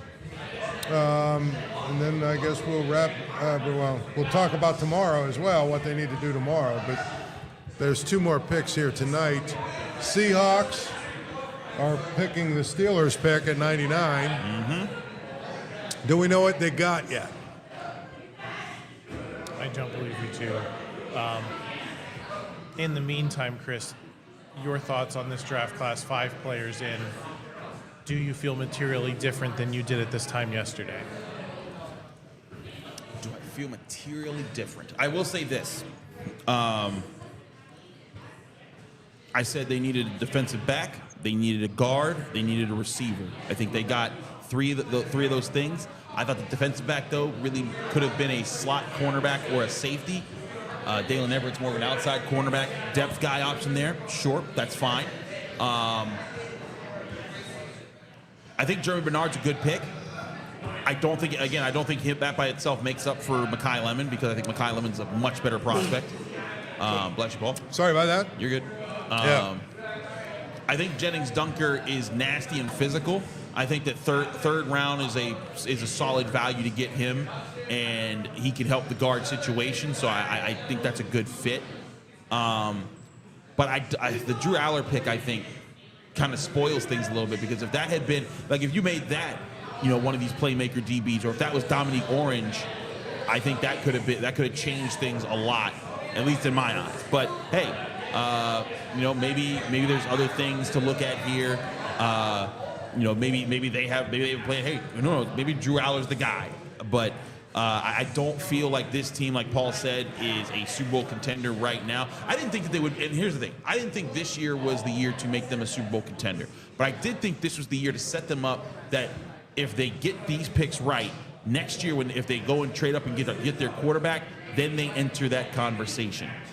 I don't know that these picks give me the perspective that they're going to do that this season. No, I mean, I feel like they've got a lot to try and work out, and I'm just not necessarily thinking that they made themselves better. By the way, the last 2 guys in the draft for corners, the 3rd round were the corners, Julian Neal and Jalen Husky. So some corners off the board. The corners are off the board. So now if you look at what the Steelers have to do tomorrow, I mean, you're looking for what? Depth, right? Yep. It's mostly the specs, yeah. What do you want to see them pick? I mean, what do you want to see them pick tomorrow? They've got 5 picks, like we said. They need a nose tackle. I think they still need a slot corner or a safety, maybe both. So I'm keeping all. Those are my 3 top things, and they still need a 3rd tight end. So that needs to come at some point. Well, there's been a ton of tight ends come off the board tonight. So, I mean, who's even left? I don't even know, man. Like a lot of the tight ends I was even looking at are just straight up gone. I thought they'd be there in like the 4th and 5th rounds for the right value. But yeah. Yeah, they've deliberately passed on a lot of these guys. I think tomorrow's going to be interesting from a depth perspective, but I don't think we can sugarcoat it. This draft did not have the sizzle you expected out of Nope. Particularly the draft in Pittsburgh. There was a lot of hype built up for this. You take 2 offensive linemen, you take a quarterback with a lot of question marks, you take a receiver who's maybe the 7th, 8th, 9th best guy in this class, and you take a relatively unheralded cornerback. There's not a lot of sizzle here, even if this a year from now, maybe we'll say this draft class has been better than we expected. but the upside here seems rather low. And I think that's one of the biggest things is you wanted them to be better because they needed to add players that are going to help them win this year. That's the biggest thing. You know what I mean? That is absolutely the biggest thing. It is really, really important for them, I thought. Now, there's a school of thought that says, well, you have a first-year coach, so there's a little bit of a honeymoon period, so maybe this year that they're looking at developmental players and all that other stuff. I don't know. That doesn't seem to fly that doesn't seem to jive with what Art Rooney II has said multiple times, which is we want to compete every year. We're going to wrap up the show here. I think there's going to be a lot more reaction. We're going to be back here in 12 hours to keep talking about the next round. So if you haven't already, please make sure you subscribe to the channel. Make sure you come down for our giveaways. We mentioned earlier in the show we've got some Post-Gazette tins that we want to give away tomorrow. Gave away a couple the first couple days here. We'll be here at Aslin Beer Company in the Strip District, breaking down the 4th through 7th rounds. So subscribe to the channel. Please like this video if you enjoyed it. Help us out in the YouTube algorithm. We always appreciate that. And please consider checking out our written work over at post-gazette.com. Lots of good stuff coming there from Jerry Dulek, Brian Batko, Ray Fittipaldo. They're all on the south side. Hope to hear more from them later on. They should have a stand-up from the Steelers facility. And we'll also have some short reactions to all of the Steelers picks here in the next couple of days. So make sure you subscribe to the channel for that. And with that, we are going to sign off for the evening from Aslin Beer Company.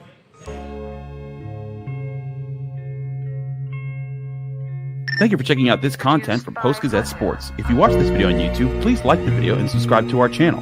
For all of the sports coverage the Post-Gazette has to offer, visit post-gazette.com.